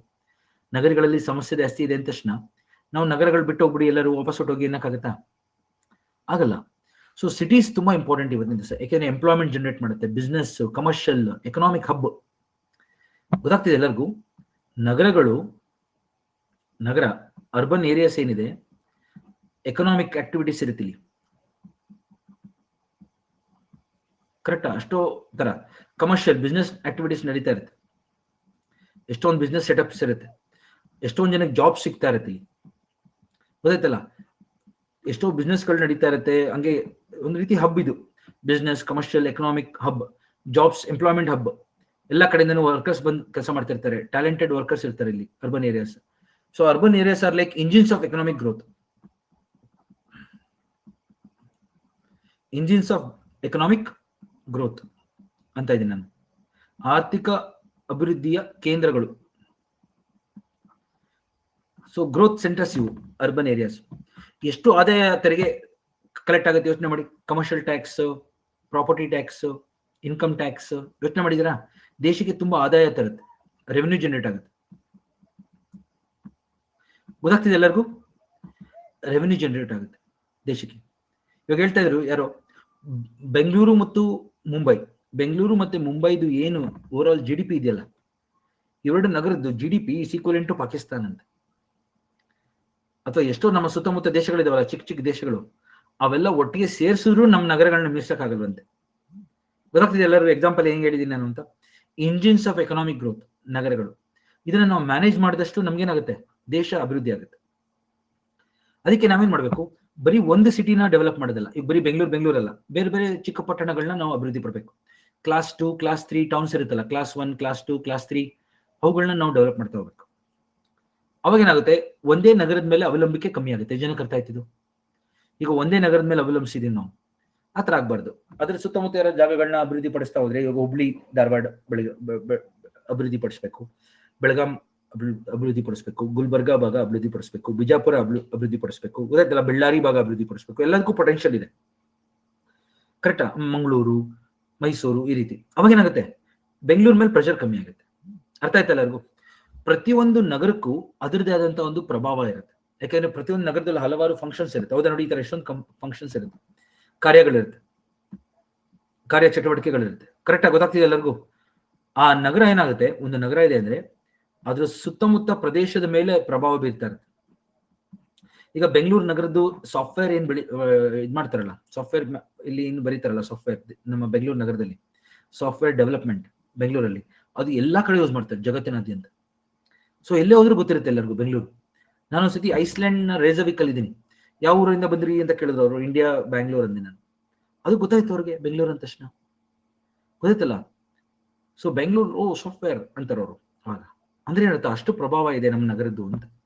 ಒಂದು ನಗರ ಎಷ್ಟು ದೂರದವರೆಗೂ ಅದರ ಪ್ರಭಾವವನ್ನು ಬೀರುತ್ತೆ. ಗೊತ್ತಾಗ್ತದೆ ಎಲ್ಲರಿಗೂ? ಈ ತರ ಅದನ್ನ ಮಹಾನಗರ ಪ್ರಭಾವ ಅಂತ ಕರೀತೀವಿ. ಎಷ್ಟು ಜನ ಗೊತ್ತಾಯ್ತು? ಅರ್ಬನ್ ಸ್ಪಿಯರ್ ಆಫ್ ಇನ್ಫ್ಲುಯೆನ್ಸ್, ನಗರಗಳ ಪ್ರಭಾವ ವಲಯ, ಸ್ಪಿಯರ್ ಆಫ್ ಇನ್ಫ್ಲುಯೆನ್ಸ್. ಗೊತ್ತಾಯ್ತಾ ಸ್ನೇಹಿತರೆ ಎಲ್ಲರಿಗೂ? ಒಂದು ಸಿಟಿ ಇದೆ ಅಂದ್ರೆ ಅದು ಸುತ್ತಮುತ್ತ ಎಷ್ಟು ದೂರದವರೆಗೆ ಅದರ ಪ್ರಭಾವವನ್ನು ಬೀರುತ್ತೆ, ಅದನ್ನ ನಾವು ಸ್ಪಿಯರ್ ಆಫ್ ಇನ್ಫ್ಲುಯೆನ್ಸ್ ಅಂತ ಕರಿತೀವಿ. ನಗರಗಳಲ್ಲಿ ಜಾಸ್ತಿ ಆಕ್ಟಿವಿಟೀಸ್ ಇದ್ದಷ್ಟು ಏನಾಗುತ್ತೆ? ಜಾಸ್ತಿ ಪ್ರಭಾವ ಇರುತ್ತೆ. ಕರೆಕ್ಟಾ? ಇವಾಗ ನೋಡಿರ್ಬೋದು ನೀವು ಎಲ್ಲಾ ಕಡೆಯಿಂದನೂ. ಇವಾಗ ಪೊಲಿಟಿಕಲ್, ಹೌದು, ಡೆಲ್ಲಿ ಆಗಿರ್ಬೋದು, ಮುಂಬೈ ಆಗಿರ್ಬೋದು, ಅವೆಲ್ಲ ಈ ಪ್ರದೇಶಕ್ಕೆ ಎಷ್ಟೊಂದು ಹೆಸರಿದೆ. ಉಮ್ಲ್ಯಾಂಡ್ ಅಂತಾರೆ ಜರ್ಮನಿನಲ್ಲಿ. US ಅಲ್ಲಿ ಸಿಟಿ ರೀಜನ್ ಅಂತ ಕರೀತಾರೆ. ಒಂದು ನಗರ ಮತ್ತು ಅದರ ಪ್ರಭಾವ ಬೀರುವಂತ ಜಾಗಕ್ಕೆ city region, city spear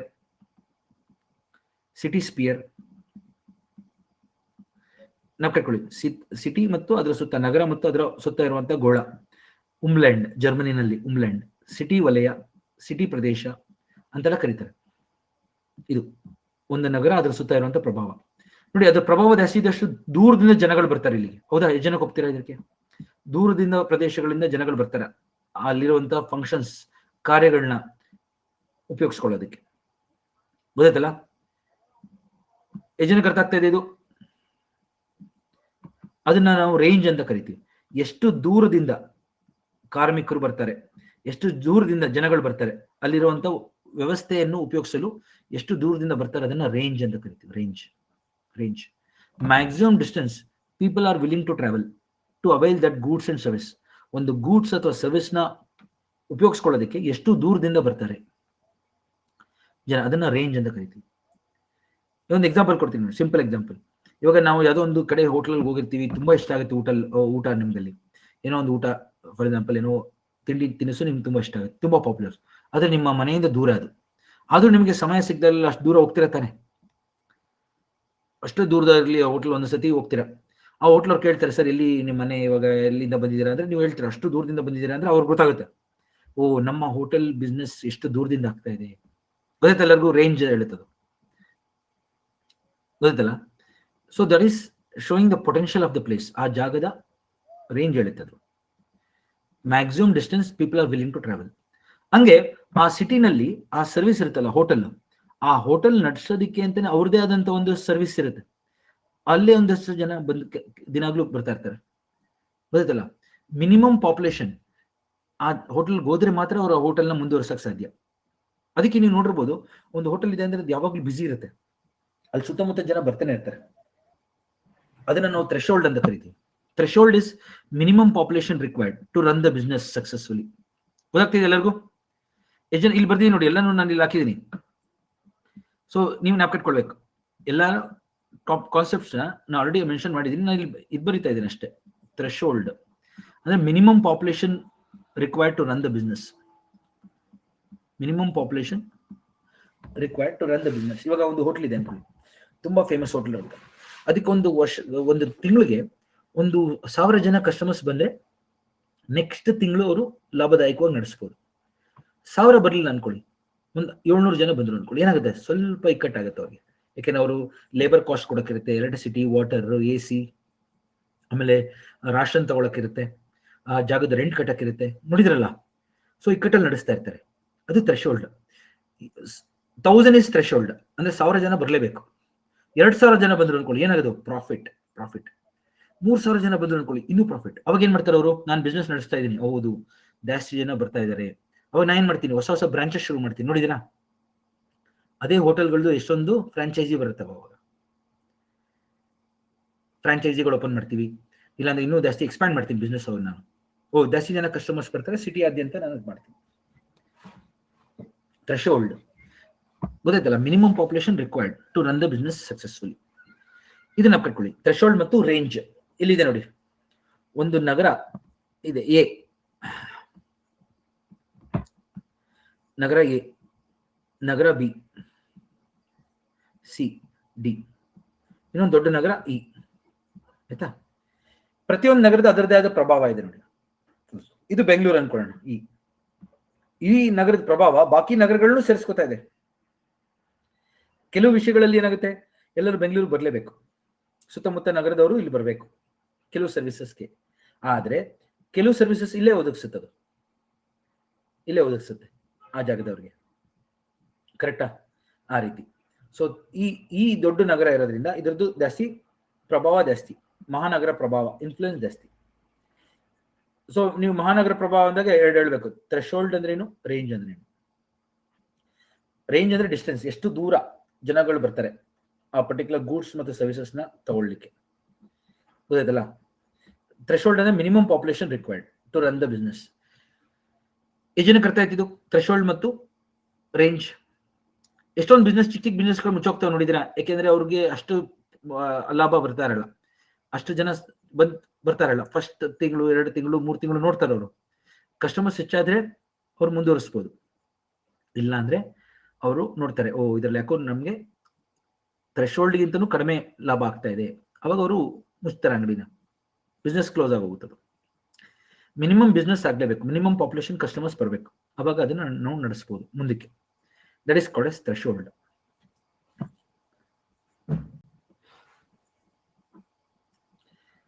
okay, business ಯಾವುದು ಅದು ಮ್ಯಾಟರ್ ಆಗುತ್ತೆ. ಅದು ಯೂಶಲಿ ಏನಾಗುತ್ತೆ, ಒಂದಷ್ಟು ಮಾಡೆಲ್ಸ್, ಒಂದಷ್ಟು for example education as a business, food as a business, ಕರೆಕ್ಟಾ? ಆಮೇಲೆ ಇವಾಗ but cloth as a business, ಅವುಗಳಿಗೆ ಯಾವಾಗಲೂ ಜಾಸ್ತಿ ನಿಮಗೆ ಪೊಟೆನ್ಷಿಯಲ್ ಇರುತ್ತೆ. ಗ್ರೋತ್ಗೆ. ಯಾಕಂದ್ರೆ ಇಂಡಿಯಾದಲ್ಲಿ ಜನ ಜಾಸ್ತಿ ಇರೋದ್ರಿಂದ ವಿದ್ಯಾಭ್ಯಾಸ, ಆರೋಗ್ಯ, ಹೆಲ್ತ್ ಕೇರ್, ಬಟ್ಟೆ, ಕ್ಲೋತ್ಸ್, ಎಜುಕೇಶನ್, ಕರೆಕ್ಟಾ, ಈ ತರ ಮೊಬೈಲ್ ಫೋನ್, ಈ ತರದೆಲ್ಲ ನಮಗೆ ಸಖತ್ ಪೊಟೆನ್ಶಿಯಲ್ ಇರುತ್ತೆ ಯಾವಾಗ್ಲೂ. ಸೊ ಆಲ್ಮೋಸ್ಟ್ ಈ ತರದೆಲ್ಲ ಏನಾಗುತ್ತೆ, ಹೊಸ ಹೊಸ ಬಿಸ್ನೆಸ್ಗಳು ಇದನ್ನೆಲ್ಲ ಗಮನಿಸ್ತಾರೆ. ಓಕೆ, ನಾವು ಇದನ್ನ ನೋಡೋಕೆ ಎರಡು ಮಾಡೆಲ್ ಯೂಸ್ ಮಾಡ್ತೀವಿ ನೋಡಿ. ಸಿಟಿ ಸುತ್ತ ಇರೋ ಜಾಗಕ್ಕೆ ಏನಂತ ಕರಿತೀವಿ? ಉಮ್ಲ್ಯಾಂಡ್, ಸಿಟಿ ಸ್ಪಿಯರ್, ಸಿಟಿ ರೀಜನ್. ಇಂಥ ಜರ್ಮನಿನಲ್ಲಿ ಸಿಟಿ ಉಮ್ಲ್ಯಾಂಡ್ ಅಂತ ಕರೀತಾರೆ, ಇಂಟರ್ಲ್ಯಾಂಡ್ ಅಂತ ಕರೀತಾರೆ. ಇಂಟರ್ಲ್ಯಾಂಡ್ ಅಂದ್ರೆ ನಗರ ಸುತ್ತ ಇರುವಂತ ಪ್ರದೇಶ, ಎಷ್ಟು ದೂರದವರೆಗೂ ಆ ನಗರ ಸರ್ವಿಸ್ ಪ್ರೊವೈಡ್ ಮಾಡ್ತಾರೆ. ಇವಾಗ ಒಂದು ಎಕ್ಸಾಂಪಲ್ ಕೊಡ್ತೀನಿ ನೋಡಿ. BMTC ಗೊತ್ತಲ್ಲ ಎಲ್ಲರಿಗೂ, ಬೆಂಗಳೂರು ನಗರದ ಮೆಟ್ರೋಪಾಲಿಟನ್ ಟ್ರಾನ್ಸ್ಪೋರ್ಟ್ ಕಾರ್ಪೊರೇಷನ್. ಇವರು ಬೆಂಗಳೂರು ಸಿಟಿ ಒಳಗೂ ಬಸ್ ಓಡಾಡ್ತವೆ, ಸ್ವಲ್ಪ ದೂರಕ್ಕೂ ಹೋಗ್ತಾರೆ. ನೋಡಿದ್ರಾ? ಸ್ವಲ್ಪ ದೂರ ಈ ಕಡೆ ದೇವನಹಳ್ಳಿ ಕಡೆಗೆ, ಈ ಕಡೆ ಬಿಡದಿಯವ್ರಿಗೆ, ನೋಡಿದ್ರಾ? ಬೇರೆ ಬೇರೆ ದೂರದವರೆಗೂ ಸರ್ವಿಸ್ ಪ್ರೊವೈಡ್ ಮಾಡ್ತಾರೆ BMTC ಅವರು. ಬೆಂಗಳೂರು ಅಲ್ಲದೆ ಬೆಂಗಳೂರು ಜಿಲ್ಲೆಯಿಂದ ಹೊರಗಡೆ, ಬೆಂಗಳೂರು ಗ್ರಾಮಾಂತರ, ಬೆಂಗಳೂರು ರೂರಲ್ ಕಡೆಗೂ ಸರ್ವಿಸ್ ಪ್ರೊವೈಡ್ ಮಾಡ್ತಾರೆ. ಏನ್ ಹೇಳುತ್ತದು? BMTC ಅವ್ರದ್ದು ಇಂಟರ್ಲ್ಯಾಂಡ್ ಹೇಳುತ್ತದು, ಇಲ್ಲಿವರೆಗೂ ಅವ್ರು ಸರ್ವಿಸ್ ಪ್ರೊವೈಡ್ ಮಾಡ್ತಾರೆ. ಗೊತ್ತಾಯ್ತಾ? ಈ ರೀತಿ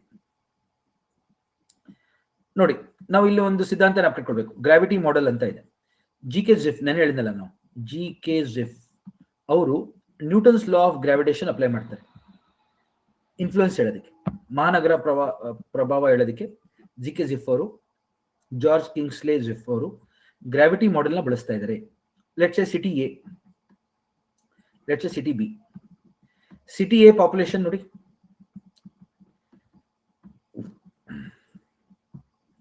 ಪಾಪ್ಯುಲೇಷನ್ PA, ಇದು ಪಾಪ್ಯುಲೇಷನ್ PB. PA ಜಾಸ್ತಿ ಇದೆ ಅನ್ಕೊಳ್ಳಿ, ದೊಡ್ಡದು. ಅಂದ್ರೆ ಅರ್ಥ ನೋಡಿ, ಸಿಟಿ ಎ, ಸಿಟಿ ಬಿ ಎರಡು ತಗೊಂಡಿದ್ದಾರೆ ಇವರು. ಎಲ್ಲರೂ ಸಿಟಿ ಎ ಪಾಪ್ಯುಲೇಷನ್ ಜಾಸ್ತಿ ಇದೆ. ಅವಾಗ ಏನಾಗುತ್ತೆ? ಸಿಟಿ ಎದು ಪ್ರಭಾವ ಜಾಸ್ತಿ ಇರುತ್ತೆ. ಯಾಕೆಂದ್ರೆ ಜನಸಂಖ್ಯೆ ಜಾಸ್ತಿ ಇರೋದ್ರಿಂದ ಸಿಟಿ ಎದು ನೋಡಿ ಪ್ರಭಾವ. ಒಂದು ನಿಮಿಷ,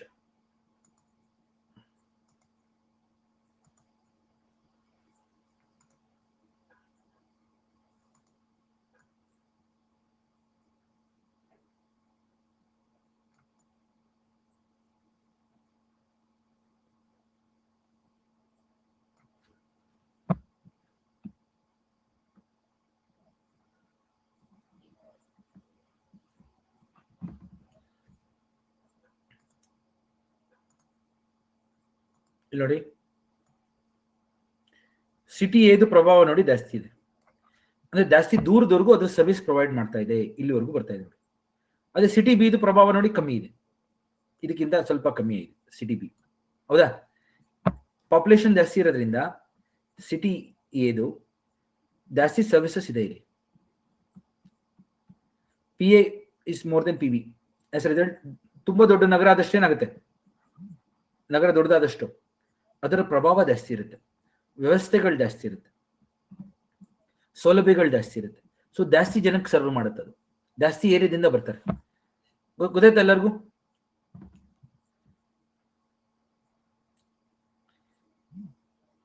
ಎಷ್ಟು ಜನಕ್ಕೆ ಅರ್ಥ ಆಯ್ತಿದು?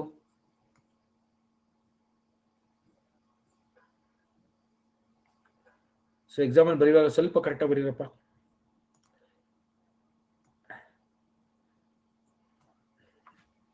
ನೋಡಿ, ಸಿಟಿ ಎ, ಸಿಟಿ ಬಿ. ಇಲ್ಲಿ ನೋಡಿ, ಎರಡು ಇಲ್ಲಿರ್ತಾರೆ ನೋಡಿ, ಇಲ್ಲಿರ್ತಾರೆ ನೋಡಿ ಜನ. ಇಲ್ಲಿರೋರು ಏನಾಗುತ್ತೆ? ಅರ್ಧ ಈ ಕಡೆ ಡಿವೈಡ್ ಆಗಿ ಹೋಗ್ತೀನಿ, ಅರ್ಧ ಈ ಕಡೆ ಡಿವೈಡ್ ಆಗಿ ಹೋಗ್ತಾರೆ. ಈ ಕಡೆ ಜನಸಂಖ್ಯೆ ಅರ್ಧ ಈ ಕಡೆ ಹೊಟ್ಟೋಗ್ತಾರೆ, ಇಲ್ಲಾಂದ್ರೆ ಈ ಕಡೆ ಹೊಟ್ಟೋಗ್ತಾರೆ. ಯಾವ್ದು ಹತ್ರ ಇದೆ, ಯಾವ್ದು ಚೆನ್ನಾಗಿದೆ, ಬೆಸ್ಟ್ ಅದನ್ನ ನೋಡ್ತಾರೆ. ಅವಾಗ ಇಲ್ಲಿ ಪಾಪ್ಯುಲೇಷನ್ ಡಿವೈಡ್ ಆಗೋಗುತ್ತೆ. ಇಲ್ಲಿರೋರು ಒಟ್ಟಲ್ಲಿ ಜಾಸ್ತಿ ಪ್ರಭಾವ ಈ ಕಡೆಗೆ ಇರುತ್ತೆ. ಮಹಾನಗರ ದೊಡ್ಡದಿರೋದ್ರಿಂದ ಈ ಕಡೆಗೆ ಜಾಸ್ತಿ ಇರುತ್ತೆ. ಇವಾಗ ಬೆಂಗಳೂರು ಮತ್ತು ಮೈಸೂರು ತಗೊಳ್ಳಿ, ಮಧ್ಯದಲ್ಲಿ ಮಂಡ್ಯ, ಶ್ರೀರಂಗಪಟ್ಟಣದಲ್ಲಿರೋರು ಕೆಲವೊಮ್ಮೆ ಅವರು ಬೆಂಗಳೂರು ಬಂದ್ಬಿಡ್ತಾರೆ. ಯಾವುದೇ ಒಂದಷ್ಟು ಸೌಲಭ್ಯಗಳು ಬೇಕು, ಚಿನ್ನದ ಅಂಗಡಿ ಬೇಕು, ಇಲ್ಲಾಂದ್ರೆ ಬಟ್ಟೆ ಅಂಗಡಿ ಬೇಕು, ಇಂಜಿನಿಯರಿಂಗ್ ಕಾಲೇಜು, ಮೆಡಿಕಲ್ ಸರ್ವಿಸ್ ಅಂದಾಗ ಬೆಂಗಳೂರೇ ಬೆಸ್ಟ್ ನಡಿಯಪ್ಪ ಅಂದ್ಬಿಡ್ತಾರೆ. ಎಷ್ಟು ಜನಕ್ಕೆ ಅರ್ಥ ಆಗ್ತದೆ ಅದು? ಯಾವ ನಗರದ ಪ್ರಭಾವ ಜಾಸ್ತಿ ಇರುತ್ತೆ ಆ ಕಡೆ ಹೊರಟೋಗ್ತಾರೆ. ಇವಾಗ ಧಾರವಾಡ, ಹುಬ್ಳಿ ತಗೊಂಡ್ರೆ ಎಜುಕೇಶನ್ ಬಂದಾಗ ನೀವೇನ್ ಮಾಡ್ತೀರಾ? ಹುಬ್ಳಿಲಿರೋರು ಏನ್ ಮಾಡ್ತಾರೆ? ಧಾರವಾಡ ಕಡೆ ಹೋಗ್ತಾರೆ. ನೋಡಿದ್ರಾ? ಎಜುಕೇಶನ್ ಬಂದಾಗ ಇವಾಗ ಕರ್ನಾಟಕ ವಿದ್ಯಾವರ್ಧಕ ಸಂಘ ಇರೋದೆಲ್ಲ ಧಾರವಾಡದಲ್ಲಿ, ಸಿವಿಲ್ ಸರ್ವಿಸ್ ಕೋಚಿಂಗ್ ಇರೋದೆಲ್ಲ ಧಾರವಾಡದಲ್ಲಿ ಜಾಸ್ತಿ ಇದೆ. ಹುಬ್ಳಿ ಇಲ್ಲ ಅಂತ ಹೇಳ್ತಾ ಇಲ್ಲ, ಧಾರವಾಡದಲ್ಲಿ ಜಾಸ್ತಿ ಗೊತ್ತಲ್ಲ. ಅವಾಗೆಲ್ಲ ಧಾರವಾಡ ಕಡೆಗೆ ಶಿಫ್ಟ್ ಆಗ್ತಾರೆ. ಹೌದಾ? ಎಷ್ಟೊಂದು ಜನ ವಿದ್ಯಾರ್ಥಿಗಳು ಧಾರವಾಡದಲ್ಲಿ ಕೂತ್ಕೊಂಡು ಹೋಗ್ತಾ ಇರ್ತಾರೆ, ನೋಡಿರ್ಬೋದು ನೀವು. Education famous. ಹಂಗೆ ಟೆಕ್ಸ್ಟೈಲ್ ಬಂದಾಗ, ಬಟ್ಟೆ ಗಿಟ್ಟೆ ತರ ಬಂದಾಗ ಹುಬ್ಳಿ ಫೇಮಸ್. ಕರೆಕ್ಟಾ? ಹುಬ್ಳಿನಲ್ಲಿ ಜಾಸ್ತಿ ಟೆಕ್ಸ್ಟೈಲ್ ಮಾರ್ಕೆಟ್ ಜಾಸ್ತಿ ಇದೆ. ಸೊ ಎಲ್ಲ ಹುಬ್ಳಿ ಕಡೆ ಶಿಫ್ಟ್ ಆಗ್ತಾರೆ ಅವಾಗ. ಆ ರೀತಿ ಯಾವ ಸರ್ವಿಸ್ ಬೇಕು ಅದ್ರ ತಕ್ಕಂತೆ ನಾವು ಡಿಸೈಡ್ ಮಾಡ್ತೀವಿ. ಇದು GK ಜಿಫ್ ಅವರು ಗ್ರಾವಿಟಿ ಮಾಡೆಲ್ ಬಳಸ್ತಾರೆ. ಸೊ ಅವ್ರೇನ್ ಹೇಳ್ತಾರೆ, ಗ್ರಾವಿಟಿ ಫಾರ್ಮುಲಾ ಯೂಸ್ ಮಾಡ್ತಾರೆ ಅವರು. Gravity is directly proportional to product of the masses like PA into PB divided by distance squares. What is the distance? DAB squares of the distance between them. ಎಷ್ಟು ಜನಕ್ಕೆ ಅರ್ಥ ಆಗ್ತದೆ formula?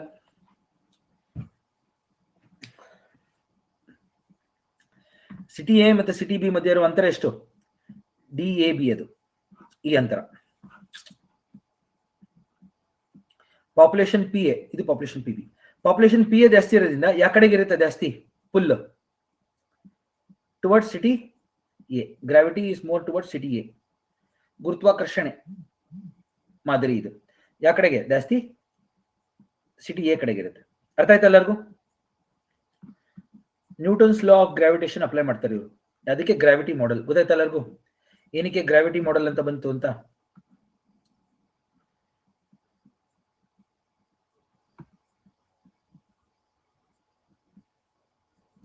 ಇದನ್ನ ಹೇಳ್ಬೇಕು ನೀವು. ಮೊದಲೇ ಸಿದ್ಧಾಂತ GK ಜಿಫ್ ಅವರ ಗ್ರಾವಿಟಿ ಮಾಡೆಲ್. ಯಾವಾಗ? ಇದನ್ನ ಕೊಟ್ಟಾಗ, ನೀವು ಎಕ್ಸಾಮ್ ಅಲ್ಲಿ ಕೇಳಿದಾಗ ಮಹಾನಗರ ಪ್ರಭಾವ ಅಂದಾಗ ಒಂದಷ್ಟು ಸಿದ್ಧಾಂತಗಳು ಬರಿಬೇಕಾಗುತ್ತೆ. ಹೇಳಿದ್ನಲ್ಲ, ಇವೆಲ್ಲ ಹೇಳಿದ್ಮೇಲೆ ಉಮ್ಲ್ಯಾಂಡ್, ಥ್ರೆಶೋಲ್ಡ್, ರೇಂಜ್ ಎಲ್ಲ ಹೇಳಿದ್ಮೇಲೆ ಇದನ್ನ ಬರಿಬೇಕಾಗುತ್ತೆ. ನೆಕ್ಸ್ಟ್ WJ ರೇಲೆ ಅಂತ ಇದ್ದಾರೆ ಇನ್ನೊಬ್ರು. ಅವರು law of retail gravitation, WJ ರೇಲೆ. ಇವ್ರೇನ್ ಹೇಳ್ತಾರೆ, ಯಾವ ಕಡೆ ಜಾಸ್ತಿ ಸರ್ವಿಸಸ್ ಇರುತ್ತೆ, ಕ್ವಾಲಿಟಿ ಆಫ್ ಸರ್ವಿಸಸ್ ಜಾಸ್ತಿ ಇರುತ್ತೆ, ಆ ಕಡೆಗೆ ಜಾಸ್ತಿ ಜನ ಹೋಗ್ತಾರೆ. ಜಾಸ್ತಿ ಸರ್ವಿಸಸ್ ಇರುತ್ತಲ್ಲ, ಆ ಕಡೆಗೆ ಜಾಸ್ತಿ ಜನ ಅವಲಂಬಿಸ್ತಾರೆ ಅಂತ ಹೇಳ್ತಾರೆ. ಇಲ್ಲಿ ನೋಡಿ, ಇದು WJ ರೇಲೆ ಅವ್ರು ಕೊಟ್ಟಿರೋಂಥ ಲಾ ಆಫ್ ರಿಟೇಲ್ ಗ್ರಾವಿಟೇಷನ್. ಇದು ಸಿಟಿ ಎ ಪಾಪ್ಯುಲೇಷನ್ ನೋಡಿ ಇದ್ರದ್ದು. ಇದು ಸಿಟಿ ಬಿ, ಇದ್ರದ್ದು ಪಾಪ್ಯುಲೇಷನ್ ನೋಡಿ. ಆಯ್ತಾ? ಅವೆರಡರ ಮಧ್ಯೆ ಅಂತರ 75 ಕಿಲೋಮೀಟರ್ಸ್. ನಾರ್ಮಲ್ ಆಗಿ ಹೇಳ್ಬೇಕು ಅಂದ್ರೆ ಮಿಡ್ ಪಾಯಿಂಟ್ ಬಂದ್ಬಿಡ್ಬೇಕು. 37 ಕಿಲೋಮೀಟರ್ ಮಿಡ್ ಪಾಯಿಂಟ್. 37.5 ಕಿಲೋಮೀಟರ್ಗೆ ಮಿಡ್ ಪಾಯಿಂಟ್ ಬರ್ತಾ ಇದೆ. ಆದ್ರೆ ಸಿಟಿ ಎ ಪಾಪ್ಯುಲೇಷನ್ ಜಾಸ್ತಿ ಇರೋದ್ರಿಂದ ಇಲ್ಲಿವರೆಗೂ ನೋಡಿ ಅದರ ಪ್ರಭಾವ ಇದೆ. ಎಷ್ಟು ಜನಕ್ಕೆ ಅರ್ಥ ಆಗ್ತದೆ? ಈ ಪಾಯಿಂಟ್ ವರೆಗೂ ಇದೆ ಪ್ರಭಾವ. ಅದನ್ನ ಹೆಂಗ್ ಕ್ಯಾಲ್ಕುಲೇಟ್ ಮಾಡಿದ್ರು? ಅವರೊಂದು ಫಾರ್ಮುಲಾ ಕೊಟ್ಟಿದ್ದಾರೆ. WJ ರೇಲೆ ಅವರು ಒಂದು ಫಾರ್ಮುಲಾ ಕೊಟ್ಟಿದ್ದಾರೆ. ಗೊತ್ತಾಯ್ತು? ಇದು okay. The people from this M ಮತ್ತು ಎ ಮಧ್ಯ ಈ ಪಾಯಿಂಟ್ ಬ್ರೇಕಿಂಗ್ ಪಾಯಿಂಟ್ ಅಂತ ಕರೀತಾರೆ. ಇದನ್ನು ಬ್ರೇಕಿಂಗ್ ಪಾಯಿಂಟ್ ಕ್ಯಾಲ್ಕುಲೇಟ್ ಮಾಡೋದು ಹೆಂಗೆ ಅಂದ್ರೆ, formula DAB, distance between A and B, DAB divide by 1 plus square root of PB by PA. PB ಎಷ್ಟು? 1 ಲಕ್ಷ. PA ಎಷ್ಟು? 2.5 ಲಕ್ಷ. ಇದನ್ನ ಹಾಕಿದಾಗ 45.9 ಕಿಲೋಮೀಟರ್ ಬರುತ್ತೆ. ಅಂದ್ರೆ ಸಿಟಿ ಎ ಇಂದ ಬ್ರೇಕಿಂಗ್ ಪಾಯಿಂಟ್ 45.9 ಕಿಲೋಮೀಟರ್ ಬರ್ತಾ ಇದೆ. ಅಂದ್ರೆ ಇಲ್ಲಿರೋ ಜನಗಳು ಕೂಡ ಮಹಾನಗರ ಎ ಕಡೆಗೆ ಪ್ರಭಾವಿತಗೊಳ್ತಾರೆ. ಎಷ್ಟು ಜನಕ್ಕೆ ಅರ್ಥ ಆಯ್ತಿದ್ದು? ಯಾಕೆಂದ್ರೆ ಅದು ದೊಡ್ಡದಿದೆ ಜನಸಂಖ್ಯೆ ಮತ್ತು ತುಂಬಾ ಜಾಸ್ತಿ ಸರ್ವಿಸ್ಗಳಿರೋದ್ರಿಂದ ಇದರ ಇನ್ಫ್ಲೂಯೆನ್ಸ್ ಜಾಸ್ತಿ. ಗೊತ್ತಾಯ್ತಾ? ಆ ನಗರ ಎಷ್ಟು ದೊಡ್ಡದಿದೆ ಅನ್ನೋದ್ರ ಮೇಲೆ ಮ್ಯಾಟರ್ ಆಗುತ್ತೆ. ಅವಾಗ ನಾವು ಬ್ರೇಕಿಂಗ್ ಪಾಯಿಂಟ್ ಕ್ಯಾಲ್ಕುಲೇಟ್ ಮಾಡಕ್ ಸರಿ ಹೋಗುತ್ತೆ. ಗೊತ್ತಾಯ್ತಲ್ಲ? ಇಲ್ಲಿರೋ ಜನಗಳು ಕೂಡ ಇಲ್ಲಿಗೆ ಬರ್ತಾರೆ ಅವಾಗ.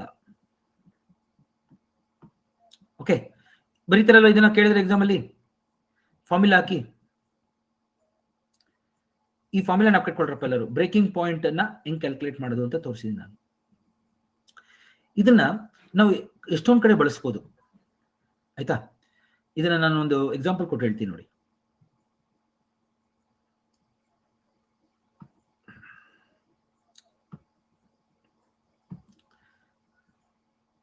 ಒಂದು ಎಕ್ಸಾಂಪಲ್ ಕೊಡೋಣ. ಒಂದು ಸಿಟಿ ಒಳಗೆ ಎಕ್ಸಾಂಪಲ್ ತಗೋಣ. ಆಯ್ತಾ? ನಿಮ್ಮ ಮನೆ ಇಲ್ಲಿದೆ, ಕರೆಕ್ಟ್. ಇನ್ನೊಂದು ಕಡೆ ವಸತಿಗಳ ಕೇಂದ್ರಗಳಿದು, ಎ ಮತ್ತು ಬಿ ವಸತಿ ಕೇಂದ್ರಗಳು. ಸೊ ಈ ರೀತಿ ಡಿಸ್ಟೆನ್ಸ್ ಅಲ್ಲಿ ನೀವು ಒಂದು ಪೆಟ್ರೋಲ್ ಬಂಕ್ ಹುಡುಕ್ತಾ ಇರ್ತೀರಾ. ನೀವು ಇಲ್ಲಿ ನಿಮ್ಮ ಮನೆ ಸುತ್ತಮುತ್ತ ಎಲ್ಲ ಹುಡುಕ್ತಾ ಇರ್ತೀರಾ ಪೆಟ್ರೋಲ್ ಬಂಕ್, ಇಲ್ಲಿ ಹುಡುಕ್ತಾ ಇರ್ತೀರಾ. ಆದ್ರೆ ಇಲ್ಲಿ ಬರ್ತಿದಂಗೆ 2 ಪೆಟ್ರೋಲ್ ಬಂಕ್ ಒಟ್ಟೊಟ್ಟಿಗೆ ಸಿಗುತ್ತೆ. ನೋಡಿದಿರಾ? ನಿಮ್ಗೆ ಆಶ್ಚರ್ಯ, ಅಯ್ಯೋ ಇಷ್ಟು ಇಲ್ಲಿ ಎರಡೆರಡು ಇದೆ, ಒಂದು ನಮ್ಮನೆ ಹತ್ರ ಇದೆ ಚೆನ್ನಾಗಿರೋದು ಅನಿಸ್ತಾ ಇರುತ್ತೆ ನಿಮ್ಗೆ, ಏಜನಕ್ಕಾಗಿದೆ ಅನುಭವ. ಸೊ ನೀವು ನೋಡ್ತೀರಾ ಎ ಇಂದ ಬರ್ತಿರ್ತೀರ, ಎಲ್ಲೂ ಹುಡುಕ್ತಾ ಇರ್ತೀರ, ಎಲ್ಲೂ ಸಿಗ್ತಾ ಇರಲ್ಲ ಪೆಟ್ರೋಲ್ ಬಂಕ್, ಅದು ಇಲ್ಲಿ ಬರ್ತಿದಂಗೆ ಇಲ್ಲಿ ಎರಡು ಸಿಕ್ಬಿಡುತ್ತೆ ನಿಮಗೆ. ಮೆಡಿಕಲ್ ಸ್ಟೋರ್ ಅಷ್ಟೇ, ಎರಡೆರಡು ಮೆಡಿಕಲ್ ಸ್ಟೋರ್ ಹತ್ರ ಇರುತ್ತೆ, ಇಲ್ಲೆಲ್ಲೂ ಇರಲಿಲ್ಲ, ಇಲ್ಲೂ ಇರಲಿಲ್ಲ. ಅವ್ರು ಯಾಕೆ ಇಲ್ಲಿ ಸೆಟಪ್ ಮಾಡಿದ್ದಾರೆ ಹೇಳಿ? ಈ ಪಾಯಿಂಟ್ ಅಲ್ಲಿ ಯಾಕೆ ಸೆಟಪ್ ಮಾಡಿದ್ದಾರೆ? ಪೆಟ್ರೋಲ್ ಬಂಕು ಮತ್ತು ಈ ತರ ಮೆಡಿಕಲ್ ಸ್ಟೋರ್ಗಳು, ಯಾಕೆಂದ್ರೆ ಅವ್ರಿಗೆ ಗೊತ್ತು ಈ ಕಡೆಯಿಂದನೂ ಬಿಸ್ನೆಸ್ ಆಗುತ್ತೆ, ಈ ಕಡೆಯಿಂದನೂ ಬಿಸ್ನೆಸ್ ಆಗುತ್ತೆ. ಇನ್ ಕೇಸ್ ಏನಾದ್ರು ಒಬ್ಬ ಮೆಡಿಕಲ್ ಸ್ಟೋರ್ ಅವನು ಆಯ್ತು ಇಲ್ಲಿ ಕಟ್ಬಿಟ್ರೆ ಏನಾಗೋಗುತ್ತೆ, ಇಷ್ಟು ಮಾತ್ರ ಜನ ಬರ್ತಾ ಇರ್ತಾರೆ ಅವ್ನಿಗೆ, ಇಲ್ಲಿಂದ ಬರೋರು ಯಾರು ಬರೋದೇ ಇಲ್ಲ ಈ ಕಡೆ, ಗೊತ್ತಾಯ್ತಾ ಎಲ್ಲರಿಗೂ? ಇಲ್ಲಿ ಇನ್ನೊಬ್ಬ ಸೆಟಪ್ ಮಾಡಿದೆ ಅನ್ಕೊಳ್ಳಿ, ಇನ್ನೊಂದು ಮೆಡಿಕಲ್ ಸ್ಟೋರ್, ಅವ್ನಿಗೆ ಇಲ್ಲೂ ಬಿಸ್ನೆಸ್ ಆಗ್ತಾ ಇರೋದು, ಈ ಕಡೆನೂ ಬಿಸ್ನೆಸ್ ಆಗ್ತಾ ಇರುತ್ತೆ, ಜನಕ್ಕೆ ಅರ್ಥ ಆಯ್ತಿದ್ದು. ಸೊ ಇಲ್ಲಿ ಸೆಟಪ್ ಮಾಡಿದ್ರೆ ಈ ಕಡೆ ಸಿಗ್ತಾರೆ, ಈ ಕಡೆ ಸಿಗ್ತಾರೆ. ಇನ್ ಕೇಸ್ ಇವನ ಹತ್ರ ಇಲ್ಲ ಅಂದ್ರೆ ನಿಮ್ಮ ಹತ್ರ ಬಂದೇ ಬರ್ತಾರೆ, ಜನಕ್ಕೆ ಅರ್ಥ ಆಯ್ತಿದ್ದು, ಕರೆಕ್ಟ್? ಸೊ ಅದನ್ನ ನೋಡ್ತಾರೆ ಎಲ್ಲರೂ ಬಿಸ್ನೆಸ್ ಸೆಟಪ್ ಮಾಡೋರು. ಇದು ಗೊತ್ತಾಯ್ತಲ್ಲ? ಇಲ್ಲಿ ಹಂಗೆ ಐಸ್ ಕ್ರೀಮ್ ಅಂಗಡಿಗಳು, ಐಸ್ ಕ್ರೀಮ್ ಅಂಗಡಿ ಹುಡುಕ್ತಾ ಇರ್ತಾರೆ, ಎಲ್ಲೂ ಸಿಗಲ್ಲ, ಎಲ್ಲ ಎರಡೂ ಒಂದೇ ಕಡೆ ಇದ್ಬಿಡುತ್ತೆ. ಐಸ್ ಕ್ರೀಮ್ ಅಂಗಡಿಗಳು, ಹೋಟೆಲ್ಗಳು, ಪೆಟ್ರೋಲ್ ಬಂಕ್ಗಳು, ಮೆಡಿಕಲ್ ಸ್ಟೋರ್ಗಳು.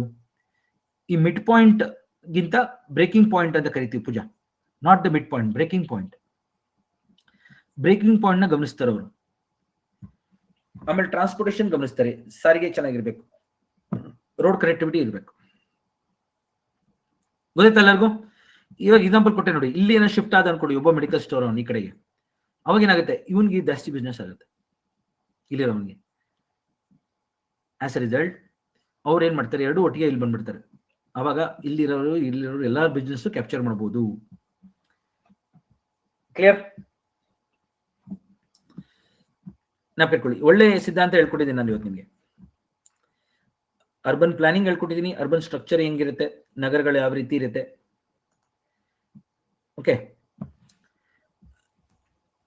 ಅರ್ಬನ್ ಸ್ಟ್ರಕ್ಚರ್ ಅಲ್ಲಿ 3 theory: concentric zone theory, sector theory,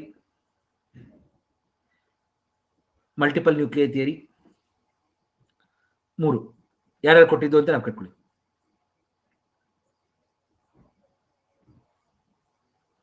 okay, Saraswati ನೀವು ಹೇಳ್ತಾ ಇರೋದು ಬ್ರೇಕ್ ಈವನ್ ಪಾಯಿಂಟ್ಸ್ ಅಂದ್ರೆ ಯಾವಾಗ ಒಂದೊಂದು ಬಿಸ್ನೆಸ್ ಅಲ್ಲಿ ಏನಾಗುತ್ತೆ, ಅವ್ರಿಗೆ ಆ ಕಡೆ ಪ್ರಾಫಿಟ್ ಆಗಿರಲ್ಲ, ಲಾಸ್ ಆಗಿರಲ್ಲ, ಅದನ್ನ ಬ್ರೇಕ್ ಈವನ್ ಪಾಯಿಂಟ್ಸ್ ಅಂತ ಕರೀತಾರೆ.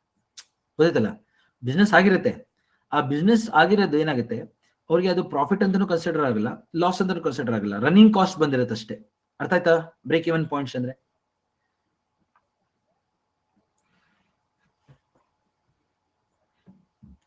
ಅಂದ್ರೆ business revenue equals the cost, there is no profit or loss. ಅದು ಬ್ರೇಕ್ ಈವನ್ ಪಾಯಿಂಟ್ ಅಂದ್ರೆ. ಆ ಬರೀ ರನ್ನಿಂಗ್ ಕಾಸ್ಟ್ ಬಂದ್ರೆ ಏನಾಗುತ್ತೆ, ಅವರು ಮತ್ತೆ ಮುಂದೆ ತಿಂಗಳಲ್ಲಿ ಪ್ರಾಫಿಟ್ ಮಾಡೋಕ್ಕಾಗಲ್ಲ, ಹಂಗೆ ಇರುತ್ತೆ ಬಿಸ್ನೆಸ್. ಸೊ ಅದನ್ನ ಗ್ರೋತ್ ನೋಡ್ಬೇಕು ಅಂದ್ರೆ ಏನಾಗುತ್ತೆ, it has to be something more than threshold. ನಕ್ಕದ್ಯಾ? ಥ್ರೆಶೋಲ್ಡ್ ನ ಕ್ರಾಸ್ ಆಗ್ಬೇಕು. ಹೇಮಂತ್, ನೀವು ಮತ್ತೆ ಇದನ್ನ ನೋಡಿ ಗೊತ್ತಾಗುತ್ತೆ ನಿಮಗೆ. ಕಾನ್ಸೆಂಟ್ರಿಕ್ ಝೋನ್ ಥಿಯರಿ ತುಂಬಾ ಹೇಳ್ಬಿಟ್ಟಿದ್ದೀನಿ ನಾನು, ಇಲ್ಲಿ ಬರ್ದಿದ್ದೀನಿ ನೋಡಿ, ನಾನು ಡಯಾಗ್ರಾಮ್ ಬರ್ದಿದ್ದೀನಿ. ಕಾನ್ಸೆಂಟ್ರಿಕ್ ಝೋನ್ ಥಿಯರಿ 1923 ನಲ್ಲಿ ಶಿಕಾಗೋ ನಗರಕ್ಕೆ ಇ.ಡಬ್ಲ್ಯೂ. ಬರ್ಗೀಸ್ ಎಂಬ ಸೋಷಿಯಾಲಜಿಸ್ಟ್ ಕೊಟ್ಟರು ಇದನ್ನ, ಸಮಾಜ ತಜ್ಞ. ರೆವಿನ್ಯೂ ಆಧಾರದ ಮೇಲೆ ಕೊಟ್ಟರು ಈ ಸಿದ್ಧಾಂತನ. ನೋಡಿ, 5 ರಿಂಗ್ ಕೇಂದ್ರೀಕೃತ ವಲಯ ಮಾದರಿ ಅಂತ ಕರೀತಾರೆ ಇದನ್ನ. 1 ಅಂದ್ರೆ CBD, ಕರೆಕ್ಟ್. 2 ಅಂದ್ರೆ ಹೋಲ್ಸೇಲ್ ಮ್ಯಾನುಫ್ಯಾಕ್ಚರಿಂಗ್, ಮತ್ತೆ ವರ್ಕರ್ಸ್ ಎಲ್ಲ ಇಲ್ಲೇ ಇರ್ತಾರೆ, ವರ್ಕರ್ ಪಾಪ್ಯುಲೇಷನ್. LIG ಸ್ವಲ್ಪ ಇನ್ಕಮ್ ಬರೋರು ಇಲ್ಲಿರ್ತಾರೆ, LIG. MIG, HIG ನಲ್ಲಿ ಕಮ್ಯೂಟರ್ಸ್ ಇರ್ತಾರೆ, ವರ್ಕರ್ಸ್. ಇಲ್ಲಿ ಸಿಟಿಗೆ ಬರ್ತಾರೆ, ಕೆಲಸ ಮಾಡ್ತಾರೆ, ಹೋಗ್ತಾರೆ, ಆತರ. Very simple theory. ಡ್ರಾಬ್ಯಾಕ್ ಏನು ಅಂದ್ರೆ, ನದಿ ಆಗ್ಲಿ ಸಾರಿಗೆ ವ್ಯವಸ್ಥೆನ ಇವರು ಗಮನದಲ್ಲಿ ತಗೊಳ್ಳಿಲ್ಲ, ಹಂಗೇನೆ ಇವರು ಸಿದ್ಧಾಂತ ಕೊಟ್ಟರು. ಆಯ್ತಾ? ಅದನ್ನ ಸರಿಪಡಿಸ್ಕೊಂಡಿದೆ ಸೆಕ್ಟರ್ ಥಿಯರಿ. ಆಯ್ತಾ? ಸೊ ನಾವು ಕಟ್ಕೊಳ್ಳಿ, ಎಷ್ಟೊಂದು ಎಕ್ಸಾಂಪಲ್ ಕೊಟ್ಟಿದ್ದೀನಿ ಇವತ್ತಿನ ಕ್ಲಾಸ್ ಅಲ್ಲಿ. ನಾನು ಇನ್ನೂ ಮುಂದಿನ ಟಾಪಿಕ್ ಮಾಡ್ಬೋದು, ಆದ್ರೆ ಸಖತ್ ಲೆಂತಿ ಇದೆ ಅದು, ಇನ್ನೊಂದು ಅವರ್ ಬೇಕು ನನಗೆ, ಅಥವಾ 2 hours ಬೇಕು. ಅದಕ್ಕೋಸ್ಕರ ನಾನು ಏನ್ ಮಾಡ್ತಾ ಇದ್ದೀನಿ, ಇಲ್ಲೇ ನಿಲ್ಲಿಸ್ತಾ ಇದ್ದೀನಿ, ನಾಳೆ ಕಂಟಿನ್ಯೂ ಮಾಡ್ತೀನಿ. ಯಾಕೆಂದ್ರೆ ತುಂಬಾ ಟಾಪಿಕ್ಸ್ ಇದೆ ಇನ್ನೂ, ಗೊತ್ತಲ್ಲ? ನಾನು ಆ ಥರದಲ್ಲಿ ಮುಗಿಸಕ್ಕೆ ಇಷ್ಟ ಇಲ್ಲ. ವಿಲ್ ಡೂ ಇಟ್ ಆರಾಮ್ಸೆ, we have lot of time. ಈ ವಿಷಯನ ಅರ್ಥ ಮಾಡ್ಕೊಳ್ಳಿ ಇವತ್ತು ಸದ್ಯಕ್ಕೆ.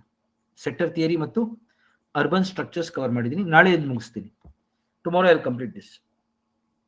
ಓಕೆ, ಥ್ಯಾಂಕ್ ಯು ಸ್ನೇಹಿತರೆ, ಎಲ್ಲರಿಗೂ ಧನ್ಯವಾದಗಳು. ಪ್ಲೀಸ್ ಚೆನ್ನಾಗಿ ಓದಿ. ನನ್ನ ಕ್ಲಾಸ್ ಬಗ್ಗೆ ದಯವಿಟ್ಟು ಹೇಳಿ ಎಲ್ಲರಿಗೂ, ಇನ್ನೂ ಹೆಚ್ಚಿನ ಜನ ಬಂದಷ್ಟು ನಮಗೆ ಹೆಲ್ಪ್ ಆಗುತ್ತೆ. Okay, thank you. Very important topic we have covered. Mains questions ಬರುತ್ತೆ ಇದ್ರ ಮೇಲೆ, ಮಹಾನಗರ ಪ್ರಭಾವ ಮತ್ತು ನಮಗೆ ಅರ್ಬನ್ ಸ್ಟ್ರಕ್ಚರ್ಸ್ ಕವರ್ ಆಗಿದೆ. Thank you. ದಯವಿಟ್ಟು ಎಲ್ಲ ನಿಮ್ಮ ಸ್ನೇಹಿತರಿಗೆ ಹೇಳಿ. ಓಕೆ, ನಮ್ಮ ತರಗತಿ ಸೇರೋದಕ್ಕೆ. ಹಂಗೆ ಪೊಲಿಟಿ ಕ್ಲಾಸ್ ಶುರು ಆಗುತ್ತೆ, ಮೆಂಟಲ್ ಅಬಿಲಿಟಿ ಕ್ಲಾಸ್ ಶುರು ಆಗ್ತಾ ಇದೆ, ಆಲ್ರೆಡಿ ನಡೀತಾ ಇದೆ. ಪ್ಲೀಸ್ ದಯವಿಟ್ಟು ಅಟೆಂಡ್ ಆಗಿ. ಓಕೆ, ಧನ್ಯವಾದಗಳು. Thank you. ಹೆಂಗ್ ನಡೀತಾ ಇದೆ ಮೆಂಟಲ್ ಅಬಿಲಿಟಿ ಕ್ಲಾಸ್? ಎಷ್ಟು ಜನ ಅಟೆಂಡ್ ಆಗ್ತಾ ಇದ್ದೀರಾ? ಇಲ್ಲಿ ತುಂಬಾ ಜನ ಸೇರಿರೋದು ನೋಡಿದ್ದೀನಿ ನಾನು. ಓಕೆ, ಓಪ್ ನಿಮ್ಗೆಲ್ಲರಿಗೂ ಇಷ್ಟ ಆಗ್ತಾ ಇದೆ. ಹೊಸ ಟೆಕ್ನಿಕ್ಸ್ಗಳು ಹೇಳ್ತಾ ಇದ್ದೀನಿ ಅಂತ ಹೇಳಿದ್ರು ಸರ್, ದಯವಿಟ್ಟು ಅದನ್ನು ಫಾಲೋ ಮಾಡಿ, ಆಯ್ತಾ? ಥ್ಯಾಂಕ್ ಯು ಎಲ್ಲರೂ.